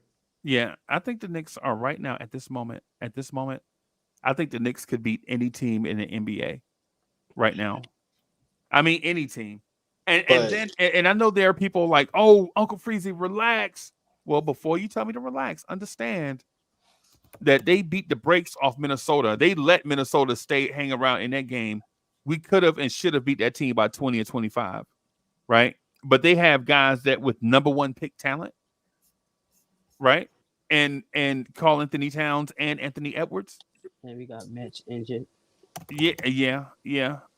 We also beat we blew out 76ers. Philadelphia on their floor, Facts. right? So, for those that don't think the Knicks are that good right now in this moment, maybe they may not be good forever, but right now they are very good. We got to give But them credit.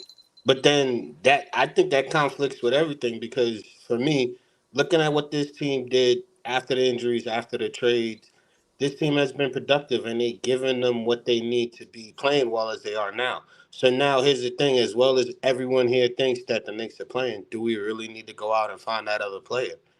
Can we just try to see what this season is, and then next year, No. again, like I said, wait, hold on. I'm just saying I'm bad with contracts. I don't know how Donovan Mitchell, what free agents are coming up next year, but maybe we could get them and then make a better solid run. I don't know, like I said, but this team, based off of what I've seen from the injuries and the trade, they've been doing well in the front office. So I wouldn't know what they would need. I think we should just run it and just Number keep number it. one, we don't have any money this summer to do that. We have money now because we have Fournier's contract that we could use up until the draft, but we don't have any money in free agency. We're over the cap. Okay. No, we won't have any money except for maybe the mid-level exception or something like that. So we've got to make our moves based on trades right now. Okay. It All right. seems So like. now So, we Double have A, to thank make you a for the trade. Now generous I got you. contribution. Double A says, facts.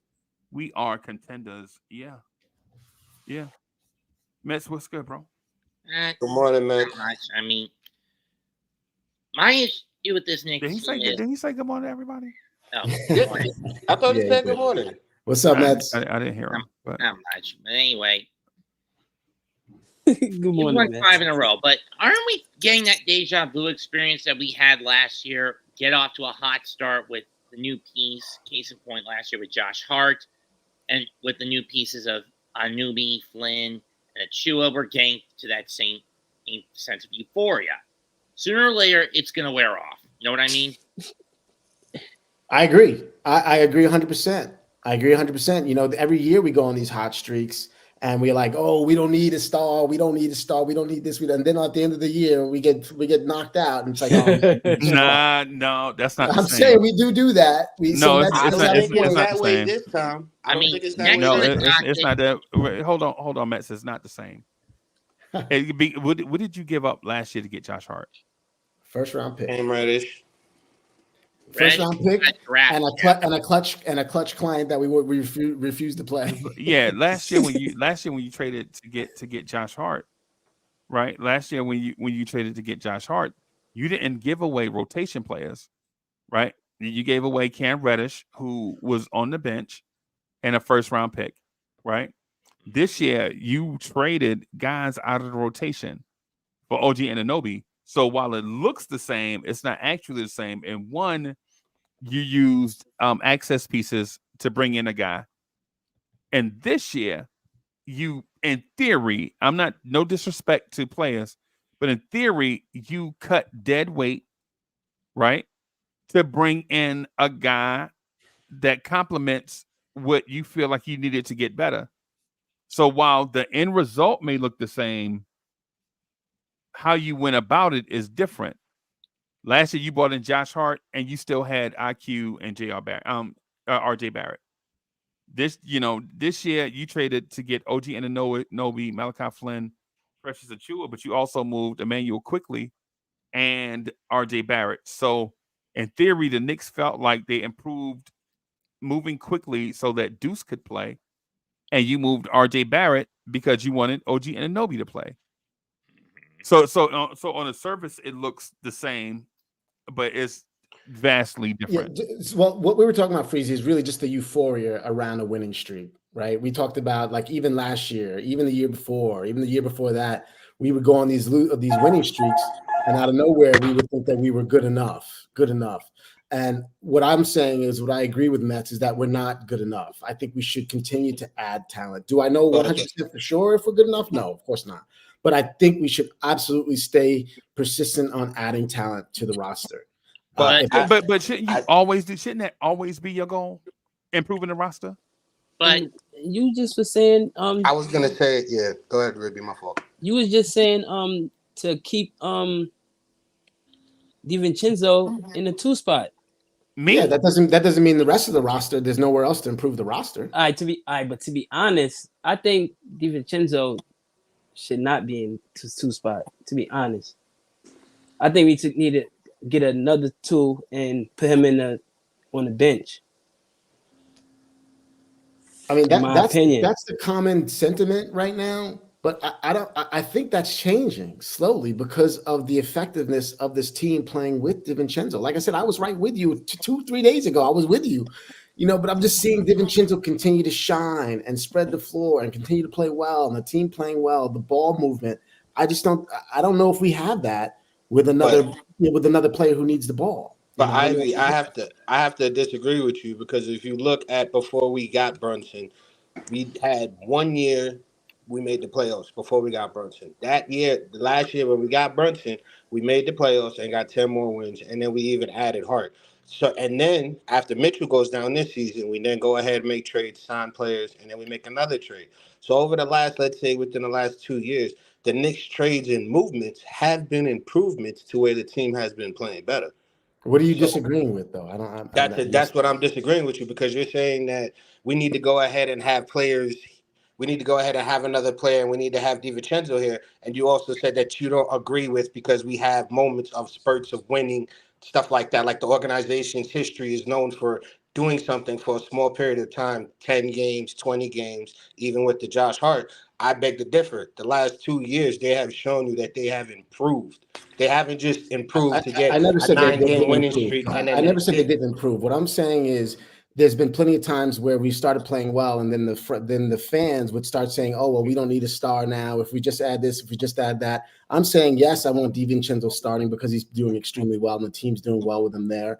Yes, I think we can improve the roster without moving DiVincenzo, and I'm not sure if what's there to disagree with? And you might think that maybe we should improve upon DiVincenzo, but I'm not sure if improving on a skilled player is as important as what DiVincenzo's bringing from a shooter and defensive just bug out there. I mean, I understand the DiVincenzo part, but the part I'm talking about is over the last 2 years, the Knicks have been making moves and trades I that never have said they made. didn't. I never said they didn't make But you trades to said get that better. they What I said was the haven't. fans oftentimes will get on these winning streaks, and then the fans will start guessing or start contemplating whether or not we really need a star or if we really need to improve. And what I'm saying is, I don't want to get in that feeling again this year just because we're playing well. We still need to improve. Is my whole point. That's all. I Which is agree with what that. I was getting at.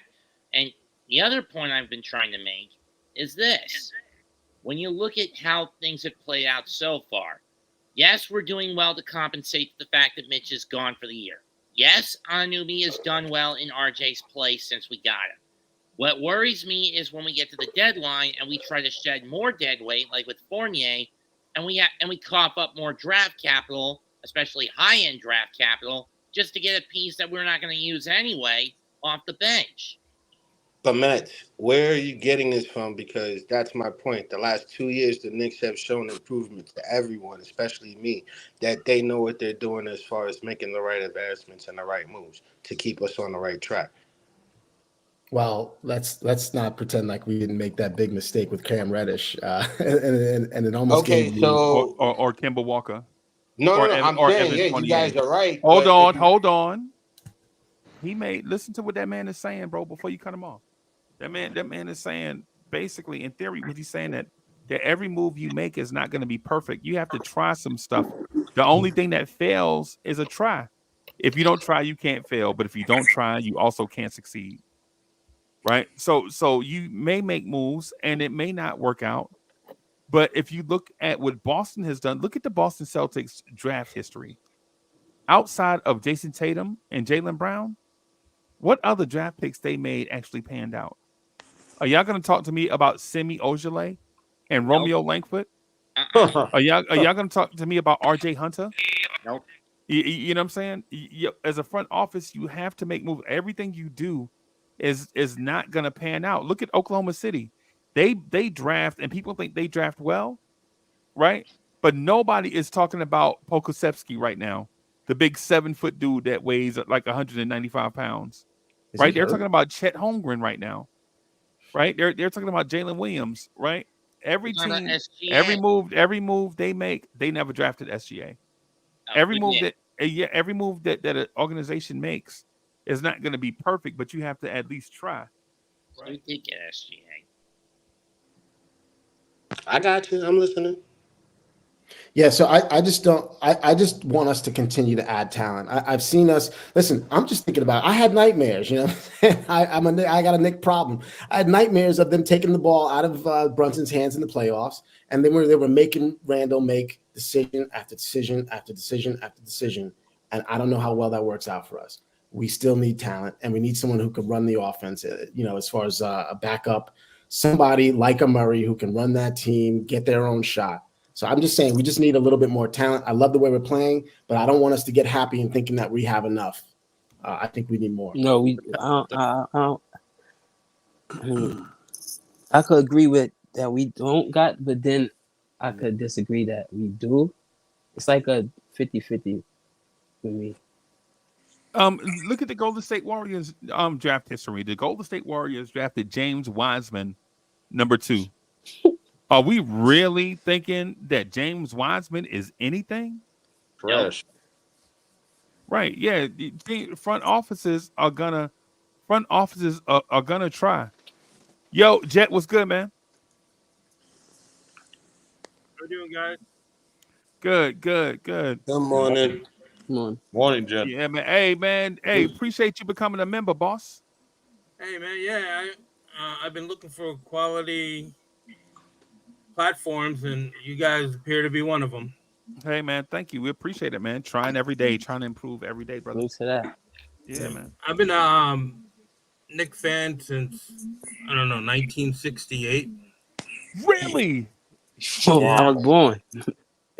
Yeah, man. That's when a lot of us were born, bro. Perfect. Yeah. Yeah, I was and I love. I was in the military for 20 years. Really, Army, Navy. Okay. Navy. Okay. And I spent most of the time overseas. Actually, I used to help practice with Kenny Atkinson. Okay. And he was in Naples at the time. Okay. And great guy, introduced me to his family, and he wanted to give me free seats. And I thought that it'd be better off just paying, because it wasn't that expensive. And I appreciate the offer and stuff. And he appeared to be a very Christian like person, and that's cool to see that ability to meet me where I was at, because he's over there. And I remember him getting on the phone and saying, "Hey, look, man, if you can't get me a job by August, I got to re-sign here in Italy." And my point though is, what's going on today is not what's happening back then. I used to live and die. My point was, I lived and died overseas every night watching the game.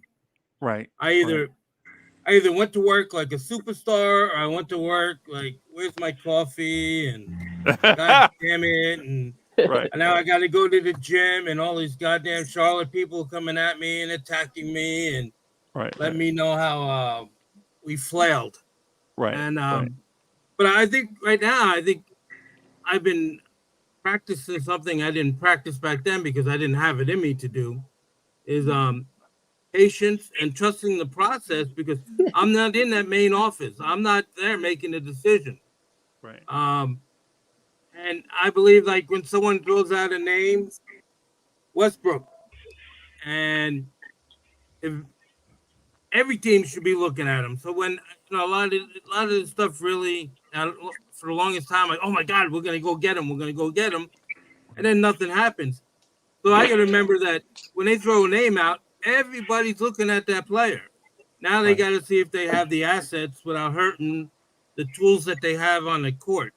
Right. And I think that Tibbs has really grown as a leader. Okay. Guys in the office are managers. You mean since he's been a Knick or overall? Overall, I mean, he's been grown. I mean, he's been beat up a lot of times, so he's understanding how to roll with the punches. He's learning to adjust. There was a time when he was stagnant in changes, but as I'm watching, he's changing. He's allowing players more freedom to play their own game. Right. So that's allowing him to see what he really has in assets on the court. And we Right. have 30 days because we made this early move. And Right. I love OG. And I just can't wait to see when the newness wears off, are they playing the same game? Right. Just like we hit that wall with Josh Hart, and I love Josh Hart. But Right. we hit a wall after the newness wear off. Right. So it's about maintaining. It's about a balance. It's about a triangular the it's keeping them physically, mentally, and spiritually in tune to what the goal is. And right now they're there. They are primed and they're running. And if they can continue to be unselfish and look for the open guy. And I was watching a couple of the because I love RJ and I love that I IQ. IQ. Yeah, and I miss them guys, but I don't miss the clutter of them guys. Right. Right. And I think that when I was watching, and if you watch the Toronto games, you could cut pieces where RJ still gets into a clutter, where he just has like the inability to read and move. Right. And I think too what helped is that, and I know I'm talking a lot, I usually don't. So man, I'm just taking advantage of it. Hey, do your thing, man. I like this. Let me ask you this. Do you remember the Lakers point guard Norm Nixon? Nope. Yeah. Do you remember? I'm just going to ask you this because I think we're probably either in the same age. You're probably a little bit older. I don't want to guess and put your stuff out there. Whatever. It's whatever. Right. But there was a time when the Lakers were trying to move on from Norm Nixon. And you remember what the Knicks asked, the Lakers asked the Knicks to take Norm Nixon for a first round pick. And the Knicks turned it down, and he wound up getting traded to the San Diego Clippers, or I don't know if they were in San Diego or LA, whatever the Clippers were. And they wound up getting a first round pick, and they wound up drafting Byron Scott. You remember that? No, not exactly. I was always like focused on the Knicks. And, But the point that I'm getting at is the Knicks didn't trade a first round pick for Norm Nixon. We wound up drafting a guy named Darryl Walker. It was number 11 for us. And then Darryl Bernard Walker, Superfly. Yeah. And what happened is in that stretch when we had Darryl Walker, Bernard King had zero help. And so Bernard King had to do everything every night. You remember that stretch of Bernard King probably was the second best player in the NBA behind Larry Bird? Let's go a few years after that. We draft Ewing. Yep. And instead of having him finish his contract, we've been chasing bad contracts for the longest time. Yep. And they're finally getting off the books. Right. And they're finally coming up with a new philosophy. Right. I think that past, when I look at the past, I like to look at it with a screen door up because there's a lot of shit back there. Right. And because we made a lot of real bonehead mistakes. But I'm not up in that office. I don't see what they're seeing. I don't understand how they say this guy's going to be an NBA player and this guy isn't. Right. And then how does it translate when they get here? Back then, I don't think they took it as serious as they take it now. There was a lot less analytics. Yeah. Back then they didn't take, because we could have been good. We could have had Pat Ewing, Bernard King, and Norm Nixon at the same time. Yep, but we were afraid to make a move. And I think we're probably in the same mindset now where we don't want to disrupt what we have. We feel like we're a good team. We don't know how good we are, but we don't want to disrupt this feeling right now because it's rare. this feeling of being good is rare, so we don't want to disrupt it by going out and adding more talent. But I think Yeah, what but we're we don't feeling want to here, add it quickly. Like sometimes we don't know. Like I was just reading something about there's this unspoken rule in the NBA. Don't ever trade with the Heat because they're gonna give you damaged goods. yeah, Boston too. Yeah, so it's like, hey, you think you're getting it? Like as a fan, I think I'm getting a great deal, and the guy gets here and he's out for a year and a half with a knee injury. Right, But Boston. he Yeah, had it Boston. before he got here. Yeah. Which one was So that? what's that? Which one was that? The Lakers got screwed twice. Once with Nunn and another one with The guy they just signed, yeah. Gabe Vincent. Yeah, he's gonna be out for a while. Yeah, Gabe. Yeah, So yeah, and but there's like 4 or 5, they gave 4 or 5 examples. You can look it up. yeah, and also Hassan, what's his name? Not Hassan. Whiteside? Yeah, what White- was nursing a injury, Yep. and also Boston traded Isaiah Thomas with the hip injury to Oh Cleveland. yeah, that was a mess. Oh my god. Yeah, That was and they're supposed to have a medical. What happened to the medical? yeah. What's his doctor have his head up his ass? Come on. Probably. Let me get to DJ Cash since Cash has been waiting. And I want to hear D'Angelo too. Let me do this though. Hey Murphy, thank you for the generous contribution. Hey, Murphy says to win the whole thing, the Knicks still need that third creator. Cash, what's good, bro? Hey, what's good, fellas? What's good? Good to be on. Good to see everybody. Good to Hey, good hear to the meet you, chatter. Cash. Good morning. Good. Good morning. Morning. Salute. Yep, nice to meet everybody. Yeah, man. I think we're good for the moment. I want to see us lose a couple of games and see where first of all, I How agree we with bounce that back. first. We need a third creator. Right now, it's kind of euphoric. It's good. I think we're seeing the fruits of what we have. Do we need to add another chess piece? I'm going to say yes. But do we make a move The good now? thing is, I'm going to say no. And the reason why I say that is because the chess boards are always fluid, coming and going. We're just at a good we're in a good place right now. Sometimes you have to lose.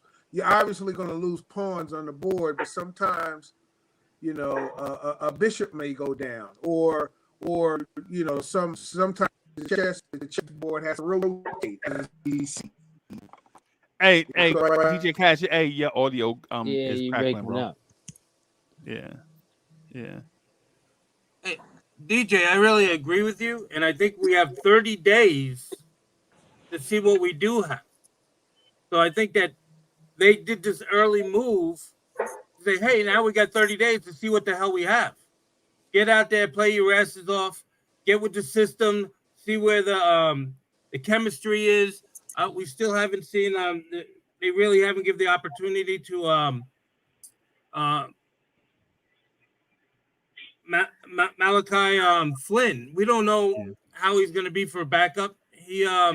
I watched a lot of his highlights, and that's exactly what they are, highlights, is that he has a similar game to DiVincenzo when given the opportunity to apply his skills on the court. So we got to see how he fits with the chemistry, and we got to see how these guys fit when they're sitting, because a lot of guys get antsy-pantsy when they're not out there and they're not getting their 15 minutes.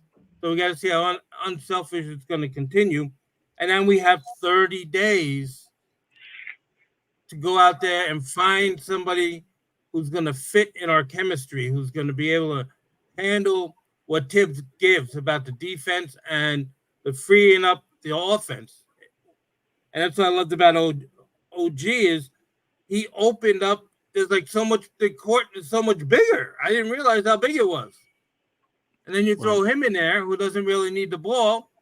And it just, oh my God, it's like these guys, they have arm length where before people were bumping into each other, people like backing out of their position because somebody else was coming in, and now they seem, like you were saying, more fluent in their play. And I think OG did that by opening up with the corner threes. I'm sorry if I took your time up, DJ. No, man. Go ahead, Cash. Yeah. We can't hear you, bro. Cash, we can't hear you. Cash, we can't hear you, bro. Can y'all hear Muted, Cash? We can't hear you, bro. Muted.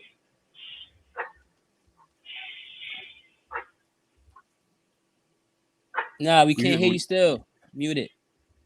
Yeah, you're gonna have to. Hey, check your microphone settings. Check your microphone. Yeah, because I didn't mean to step on him at all. I really. And we can't hear you. No, we can't hear you. I bet he's saying some good stuff though. Yeah. hey, Cash, just leave out and come back in. Yeah, leave out and come back in. Yeah, Cash, just leave out and come back in, bro. We're gonna move. I'm gonna move Cash out so he can come. D'Angelo, what's good, brother? What's going on, man? Good morning. Good morning, guys. Good morning. Listen, yeah, like what I've been saying, everybody's been saying. Listen, this is an unfinished product right now. We could ride the wave right now. I just see it. We're not done, and this is a mirage to me. So, let's not get caught up in it. It's good. Oh, D'Angelo froze. I can't see Fournier on this team anymore with his hoodie on the bench. I see Grimes that he looks a little disgruntled. He may have to go in a package. Let's do it. You got the draft picks. You got to go to the next tier up. We need that guy, especially the top guys. Who is that guy? Have you watched Grimes' shot? It resembles Allen Houston. No, it does. No, yeah, they compare him a lot to that. But now, but now they're giving his time, and he's getting more comfortable with his teammates. Yeah, but this is an unfinished. But this is an unfinished product. This team. I agree. We're not at that. We need to be up there in the top. Top seed teams to beat them. That's what you got to look at. Is the big picture. And we're playing some subpar. How many times have the Knicks went? How many times have the Knicks want to get that big picture, and they brought in this name player, and they get here, and it was mishmash. Right now, they're building. They're attempting to build something special, and it takes time. So is that going to happen this year? We're gonna win in the finals with this team this year. We're getting closer. We don't know. We got 30 days to see what we got out there. You think that as an opportunity? Look. Okay, but I'm asking you particularly. Yes, do you think that they shouldn't make any more moves and they just keep it at status quo right now? That's it? No. I think they need to make the move, but they got to watch the move they make. You don't want to bring. No, of course they got to be smart. Like and they attempted. You know what? Cam Reddish looked so great from a distance. Once we got him, we realized how an unfinished product he really was. We didn't realize it. Used him. No, he did. He got the use at the end. They wanted to make sure before they traded him what they were trading, and what they turned him into was Josh Hart. Yeah, you can't ask for anything better than that. You can't get a better deal. I mean, and if you look, he's still having trouble out there fitting in Lakerland. Yeah, he's just not a finished product yet. If he allows the coaches to mold him. Sometimes players don't want, look, this is how I play. Take me as I am. Right. And it creates havoc. Then we don't know what's going on behind the scenes if the guy has a drinking problem or something. So it interferes with the chemistry and the trust on the court. Right. And I think I agree. Yeah, go ahead. Go ahead. No, go ahead. I was going to say one thing we got to realize, if that third creator of that, when that third piece comes in, somebody's going to be going out, because it's a give and take situation. Just as Exactly. with the OG trade, you know, Bronx. we seen RJ go, we seen Quickly go. So But that you opened know, it up, if though. Those or two whoever people. that third piece is, it's gonna be something going out, whether player or via draft pick. You know, I never whatever seen a. move that's You know gonna be what? made. I never seen a more fair trade in all my years. Um, them guys are doing great over there. OG is doing great over here. Um, Precious is still coming into his own, and Flynn, he's a 5 minute guy, and he just got his 5 minutes last night. So, Right. And he was injured though. Malachi Flynn's coming oh back yeah, from no doubt. injury. So they got to work him Yeah. in slowly, and we don't know Yeah. what we have with Flynn. I've read a few places where they say, "Hey man, the guy's a sleeper. You don't really realize what you have because he hasn't been given the opportunity." Just like they were saying about Brunson. They gave Brunson, here you go. Here's the keys to the house. Who thought that? I mean, all I remember is like when we got him, I said, "Man, this guy could be pretty good." I watched his game; he's pretty fluent. He's a lefty, so he'll throw people. Yeah, hey, Jay Boogie, thank you for the generous contribution. Jay Boogie says, tell Cash to text what he's saying, LOL. Jay Boogie with the Salute, Georgia Jay on it. Boogie, man. So, but Can I? one of the things I think Knicks fans hadn't noticed. This is for Ivory 10, right? One of the things that Knicks fans haven't noticed, that the majority of the best players on this team have come from other places. When you're Oh, talking about Hart, Brunson, Randall, DiVincenzo. DiVincenzo, Hartenstein, a lot of these guys have come from different places, and the draft picks that we've selected are not really living up to what we thought they should be living up to in New York. Oh, So before we get nervous about trading for a guy and acquiring a talent that may not fit, we should look at the fact that the Knicks have acquired talent outside of the organization, and they've come here and have become our best players. Yeah, that's so true. Can I? Can I? I'm And that's sorry. the biggest fact. That's the biggest fact. well, especially because we punt on the draft half the time. That's besides the point. Yeah. Oh no, I'm we sorry. didn't punt. We got kicked in the head on the draft. We really got. We've been knocked around. Yeah, it's just something to consider. You know what I'm saying? Before we get nervous about getting talent from outside, just think about the talent we got from outside the organization that have come here and become borderline all-stars or borderline great players for this team. I would like to ask a question pertaining with this trade is, do people here feel that the reason why we still need another piece is because we haven't found someone to replace quickly? I mean, if you really think about it, OG replaced RJ, how we replaced Hartenstein with Mitchell, like how we were able to make our adjustments. Is that the reason why everyone still feels that we need a piece? Is because they haven't found someone to be the solidified person that quickly was? Yes. But also, I think No, it I'm also gonna goes say with that. Agreed. No, I'm no. I think it no. also goes with everybody still has that old concept that you need a big three. You need a big three. You need a big three. There's teams that have been doing it with the big two. So the But we object have, is. but we have Go the ahead. three. Brunson, OG should be stepping up once he gets situated, and Yep. Randall. OG is not part of a big three, The- guys. the- You know, we got to be careful with that. He's What we have is a But big two and some great role players. do I think you that's what we and have. I also, agree with do you that. feel hold, the hold big on, three? wait a minute, hold on, before y'all do that. That man question wasn't about OG and Anobi, it's about quickly. And Yeah. the thing about the quickly thing is regardless how you feel about Emmanuel Quickly, and I love Quickly, but Yep. Emmanuel Quickly was not a championship level piece. We got to And relax with I he was agree with walking. you. I you know what I'm agree. saying. He I was agree. walking. Yeah, he was a solid piece for us, and I appreciate it. And he may go off to another team and become what Rod Strickland was to another team, right? Yeah, yep. But the thing is Emmanuel Quickly nor RJ Barrett were championship level pieces. right? I So agree. we moved off of those guys. So we have a little bit of separation anxiety because we saw them from draft night through whatever amount of time they were here. But those guys that we're not talking about, we didn't trade Jason Tatum for OG Anunoby. We got to relax. You know what I'm saying? We traded And some pieces, and we got Quickly was pieces in walking at the return. end of the year.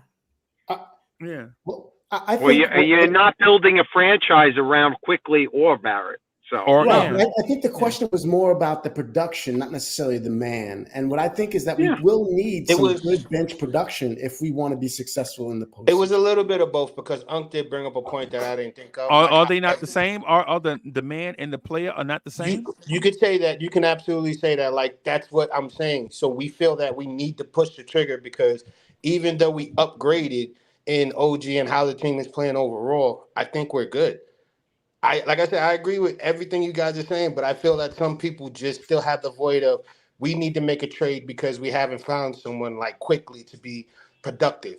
That's why we need the third scorer. But I'm not, that's what I'm trying to tell you. What I'm telling you is a lot of us are not saying that we miss Quickly because of his we're saying I'm saying that we needed that guy even when Quickly was here. Even if we kept Quickly, kept Quickly, we still needed that guy, is what I'm saying. I agree. Okay. And there's a difference between replacing a guy who has ultimate value or upgrading over that guy and bringing in a guy that's a better player.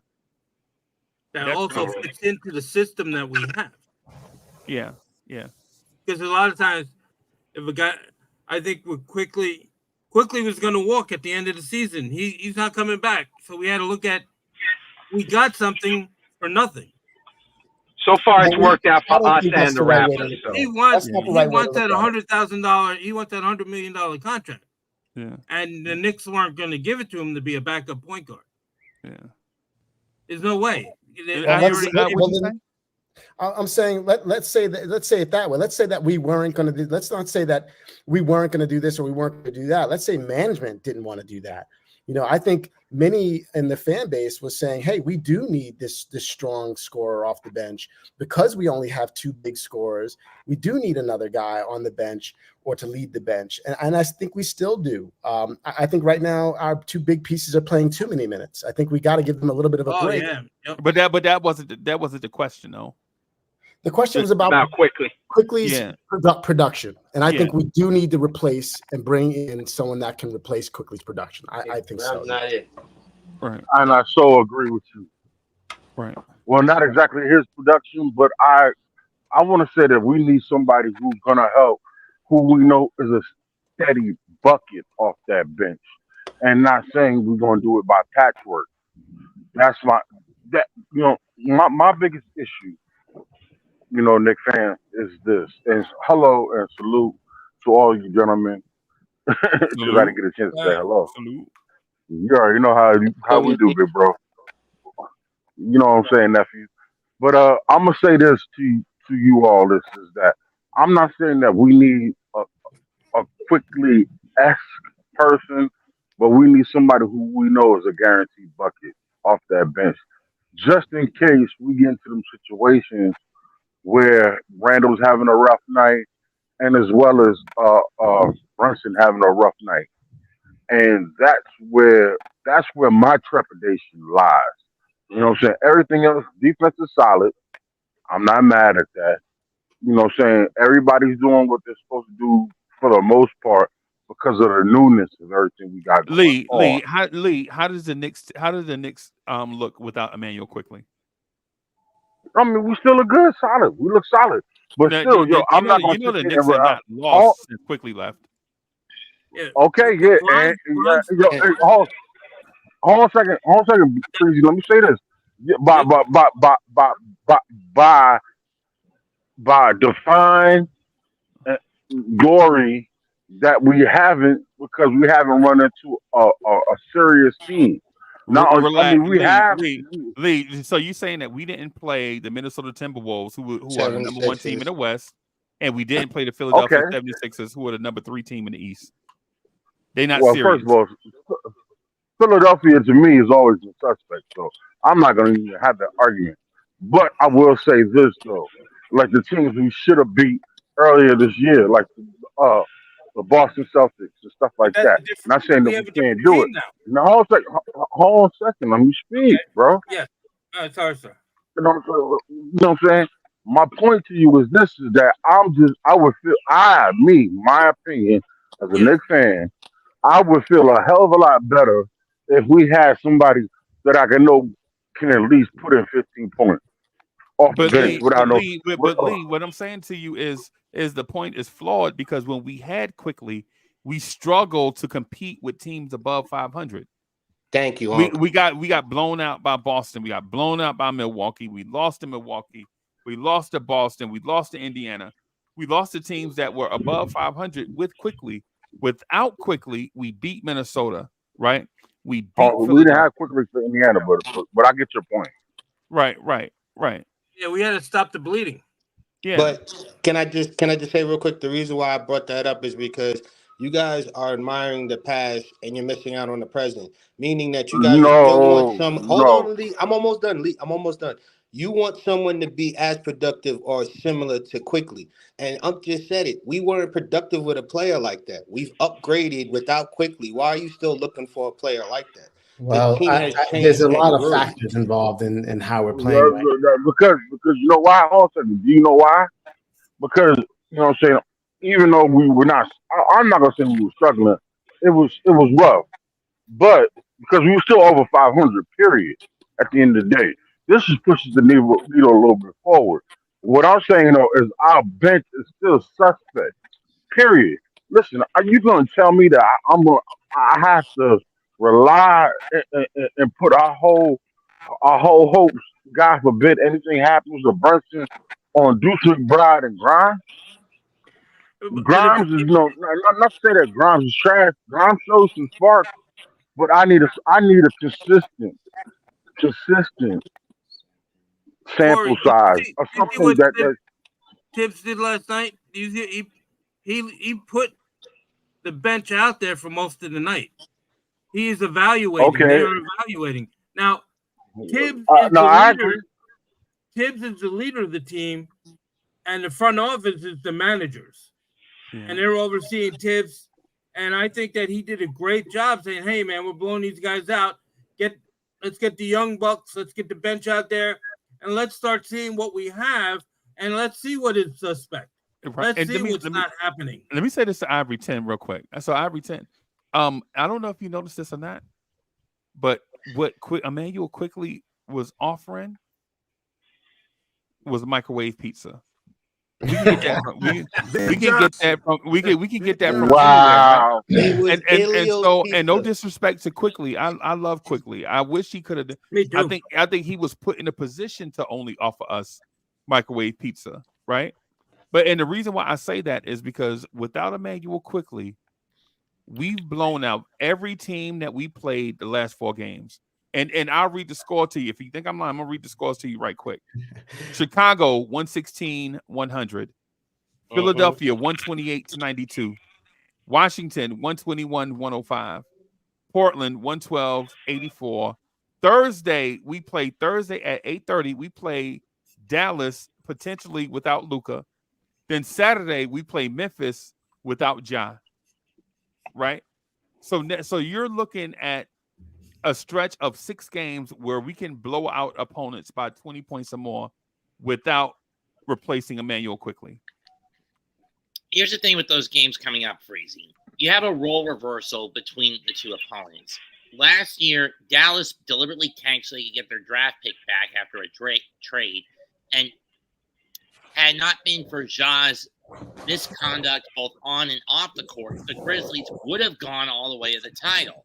This year, the roles are reversed as the personal baggage from Ja has screwed over the Grizzlies, and Dallas has seemed to get back to the form we saw like 10, 15 years ago from them. True or false?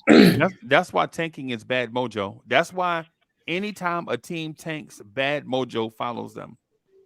Right? That's just what it is. You don't see teams deliberately tank and get better instantly. It just can't happen. right? But the point that I'm making about the Quickly thing is Quickly is like the babysitter that's feeding your kids Hot Pockets while you and your wife go out to dinner. That's basically it. And we're calling Emmanuel Quickly a chef because he microwaved Hot Pockets. No, he's not a chef because he microwaved Hot Pockets. Come on, man. The fact Come on, man. He played big in a lot of games. He may not have been a chef, but he was a damn good cook. Right? He was a damn good goddamn right. It's a difference between being a cook and a microwaver, bro. He was Ilio's Pizza. He was Ilio's Pizza when everybody started jumping on the man. Now, the reason why I say that, but y'all still, y'all still derive from my point though, because the point is. Hold on a second. Ryan was a ham sandwich now. He was a microwave pizza. Yeah, that's what I'm saying. Nah, man. Look here, bro. Nah. He might have been Lee, all I'm he saying might have been is microwave pizza. I don't care if the Quickly whole did was order chicken from Geno's. You remember Geno's? Wow. That's all he did. Wow, man. You know what's so messed up?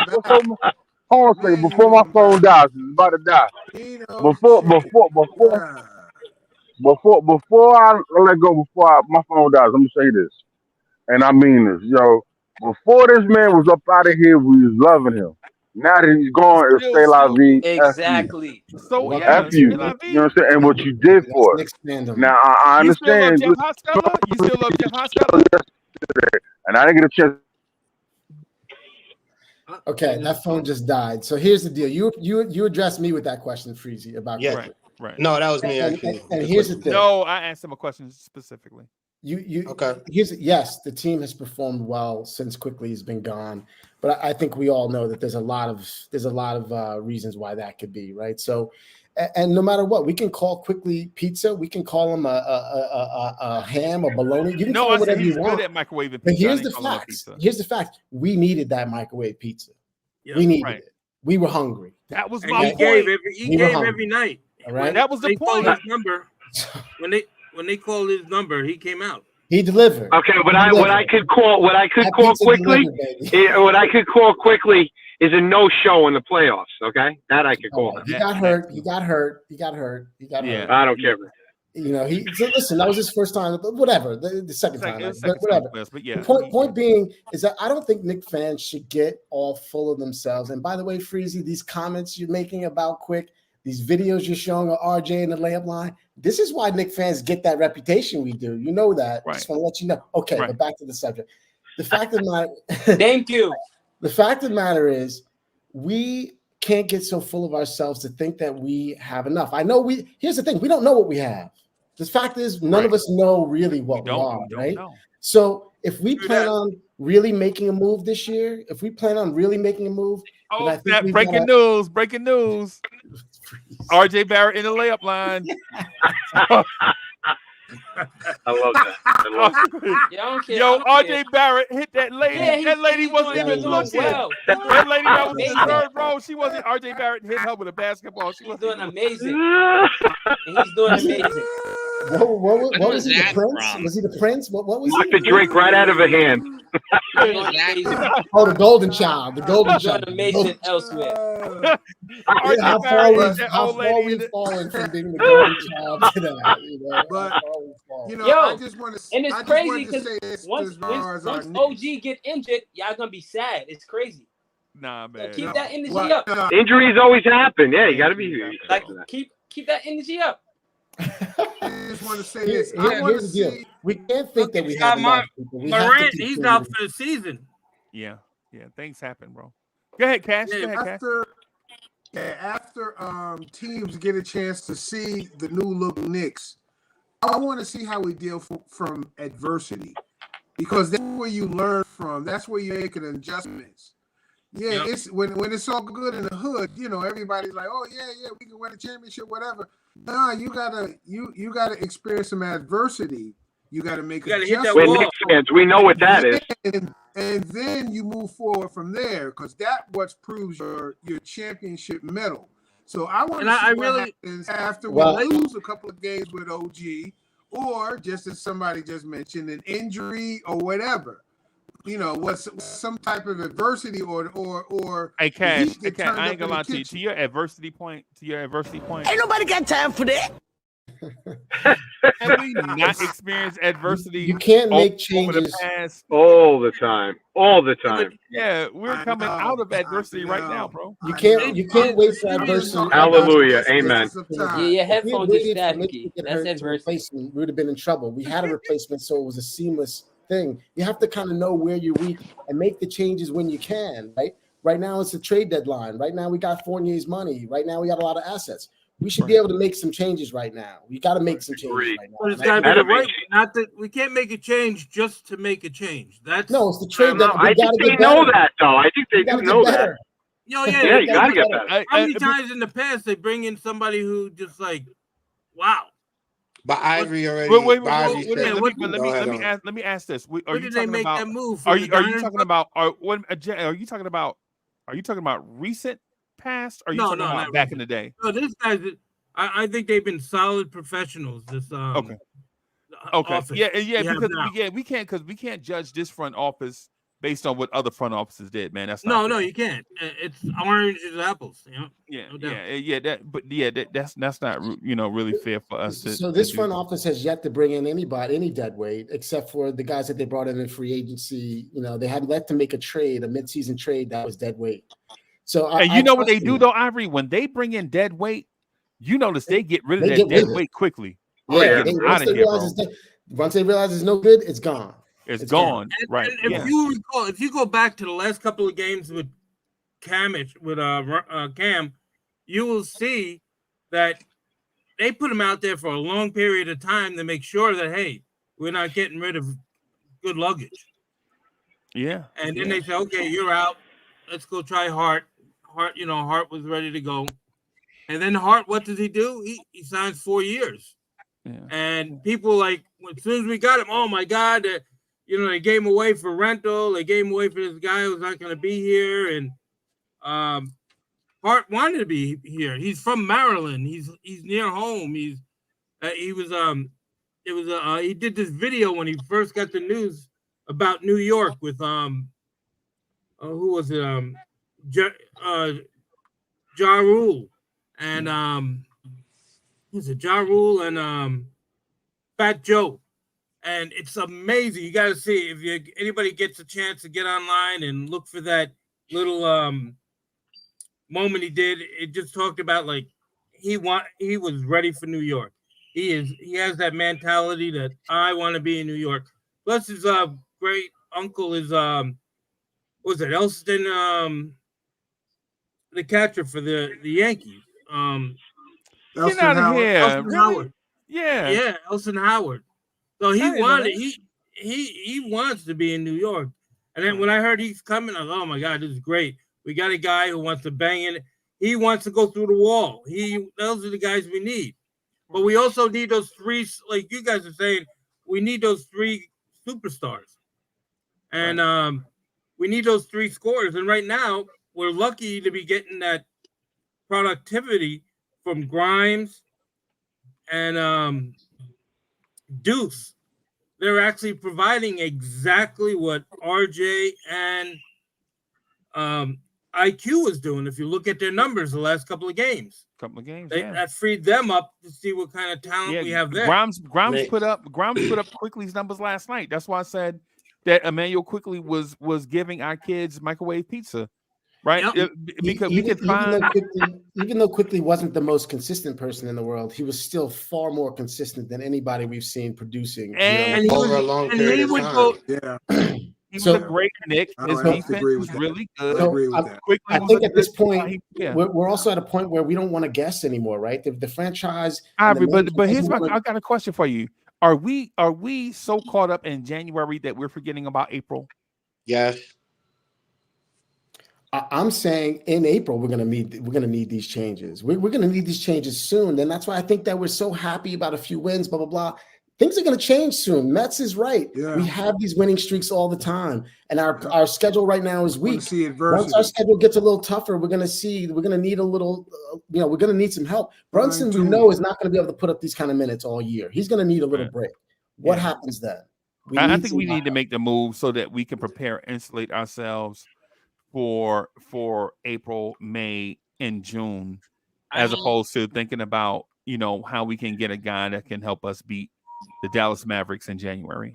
Our next four are against Dallas on Thursday, Saturday against Memphis, Monday against Orlando, who's a lot tougher than anyone would have thought this year, and a team that no one thought would get out of the gutter this year, the Rockets, next Wednesday.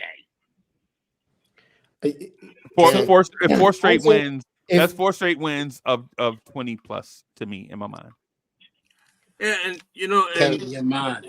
talking about injuries, John Morant, he's out for the season, and Halliburton went out the same night. Yeah. Can I also ask something as well?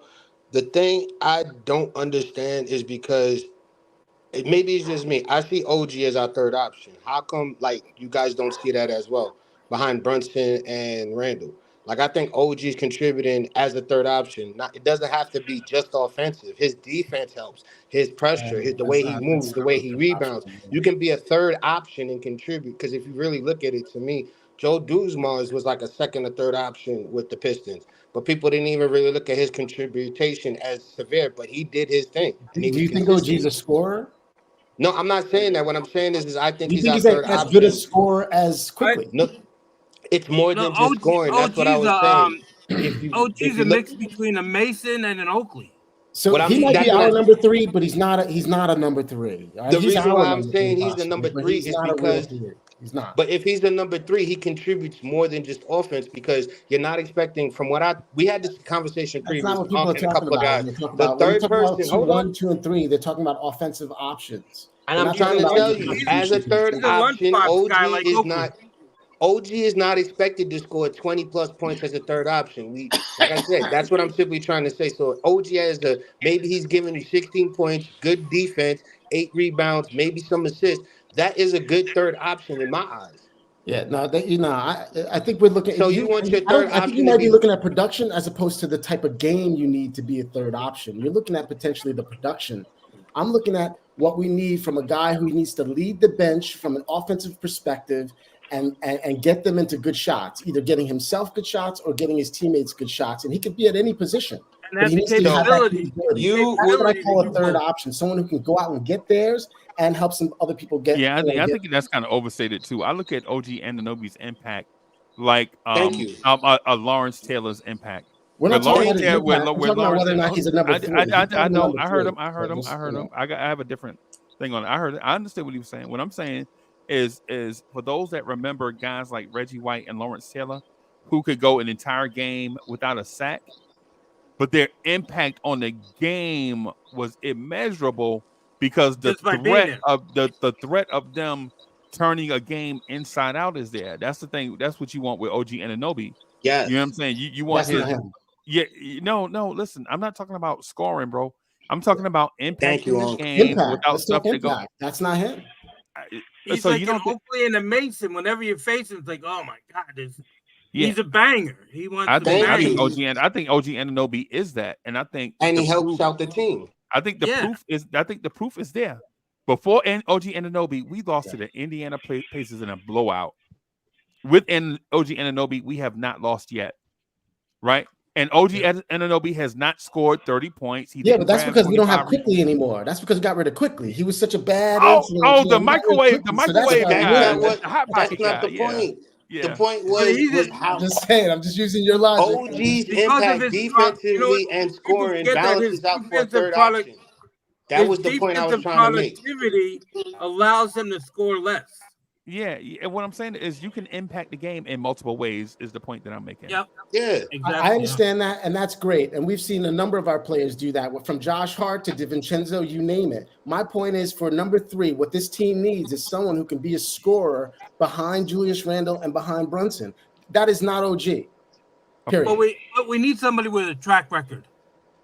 That's right. But OG got experience. This is what I'm talking about. OG got experience. OG is a vet. OG has stepped up and have been proven the last 5 games I that he think can you be the guys are third making option. He two may not different be it points. offensively, but No, he that's the is thing. not. Your third option should be Not contributing. proven. Let's look at Boston, for example. You look at Boston, their 2 scorers are Tatum and Brown. But then look at what they're asking Porzingis to do. Just be consistent. Yes, Porzingis Porzingis is gets a better. his. Hold on. Porzingis is a better scorer. He Yes, I gets give his you and then that. he gets But what hurt. I'm saying is he's their third option, and he's not only just contributing offense. He's contributing rebounding. He's contributing Great, defense. He's great, contributing all kinds of stuff. So he's a third option. So why great. can't He's we a have third OG option. as our He's third a third option if he's option doing the because same of kind his of stuff? impact on offense. When people are talking about options, they're talking about, hey, who's our third option and who we can give the ball to. And But he is a very good one. He's a much different player on doesn't offense than what defense OG create is. offense if Yeah, but OG is No one is contesting denying shots? OG's impact on the team, but he is not he's not the third option the Knicks need this year. That's all I'm saying. He's not. He's a good impact player. He's going to be out there busting his butt. We love what he adds, but let's be real. He's not the offensive player that we need now if we plan on going far. But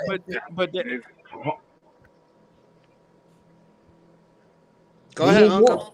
oh, Go okay. ahead, Uncle. Yeah. So the point that I'm getting at is that's the reason why we said we need to trade for another player, impact player. It's the reason why we were having the DeJounte Murray conversation because we understand who Nah. OG Anunoby is. Right. I'm not saying that OG Anunoby should be 25 points a game and first team All NBA defense. What I'm saying is allow OG Anunoby just to do the things that he normally does. It fits into what we're looking for. Yep. Bring in another guy, not a quickly level guy. Bring in a guy that's better than what Quickly was, and allow everybody to move down one slot, right? And in terms of role, and let people play their natural roles. That it's as simple as that. That's the reason why I'm getting at a thing that I think we're getting so caught up in January that we forget about in April or by that time, late April, May, when we're facing the Celtics or the Bucks in the playoffs. I don't want to see Josh Hart guarding Giannis. You know what I'm saying? I don't want to see Dante DiVincenzo guarding Jaylen Brown, right? You want to because what we're failing to realize, and it's because we're new to this, is that this thing is an arms race, brother. You think we're talking about who we want to get? You think the Celtics and the Bucks and the Sixers are not also looking at who they want to add? You know what I'm saying? If we sit here and watch the Philadelphia 76ers add Pascal Siakam, and now we got to face them with Tyrese Maxey, Siakam, and Joel Embiid, and we out here talking about go get a Emmanuel quickly. I mean, we got to relax, bro. If no lie, man, if the Celtics add somebody, bro, what if somebody behind us adds somebody? What if Indiana adds a Pascal Siakam? Don't you know they'll leapfrog us? Orlando. Yeah. What if Orlando? They go. What if Orlando adds Zach LaVine? Do you not realize that Orlando could leapfrog us just because we're looking for a Cole Anthony? Yep. I think we got to relax. We got to look at the big picture. That's why we have to play chess. And in the game of chess, you have to think ahead.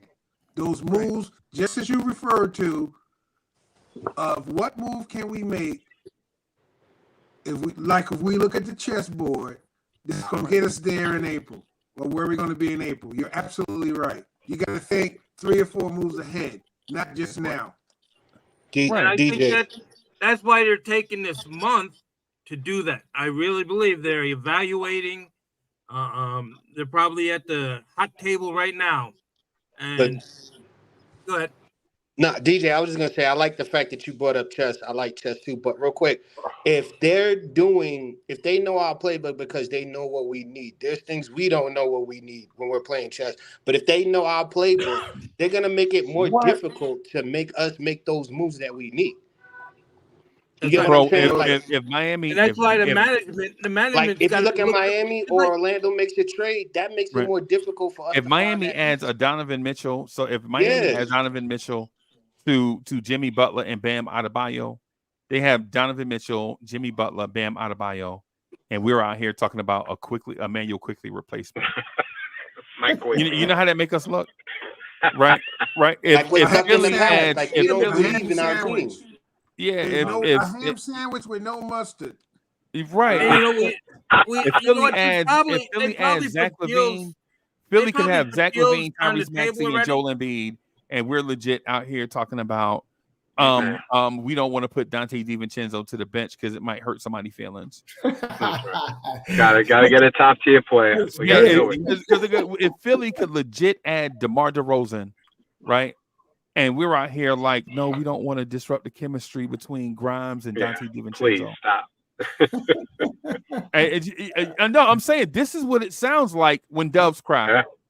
Yeah. You know what I'm saying?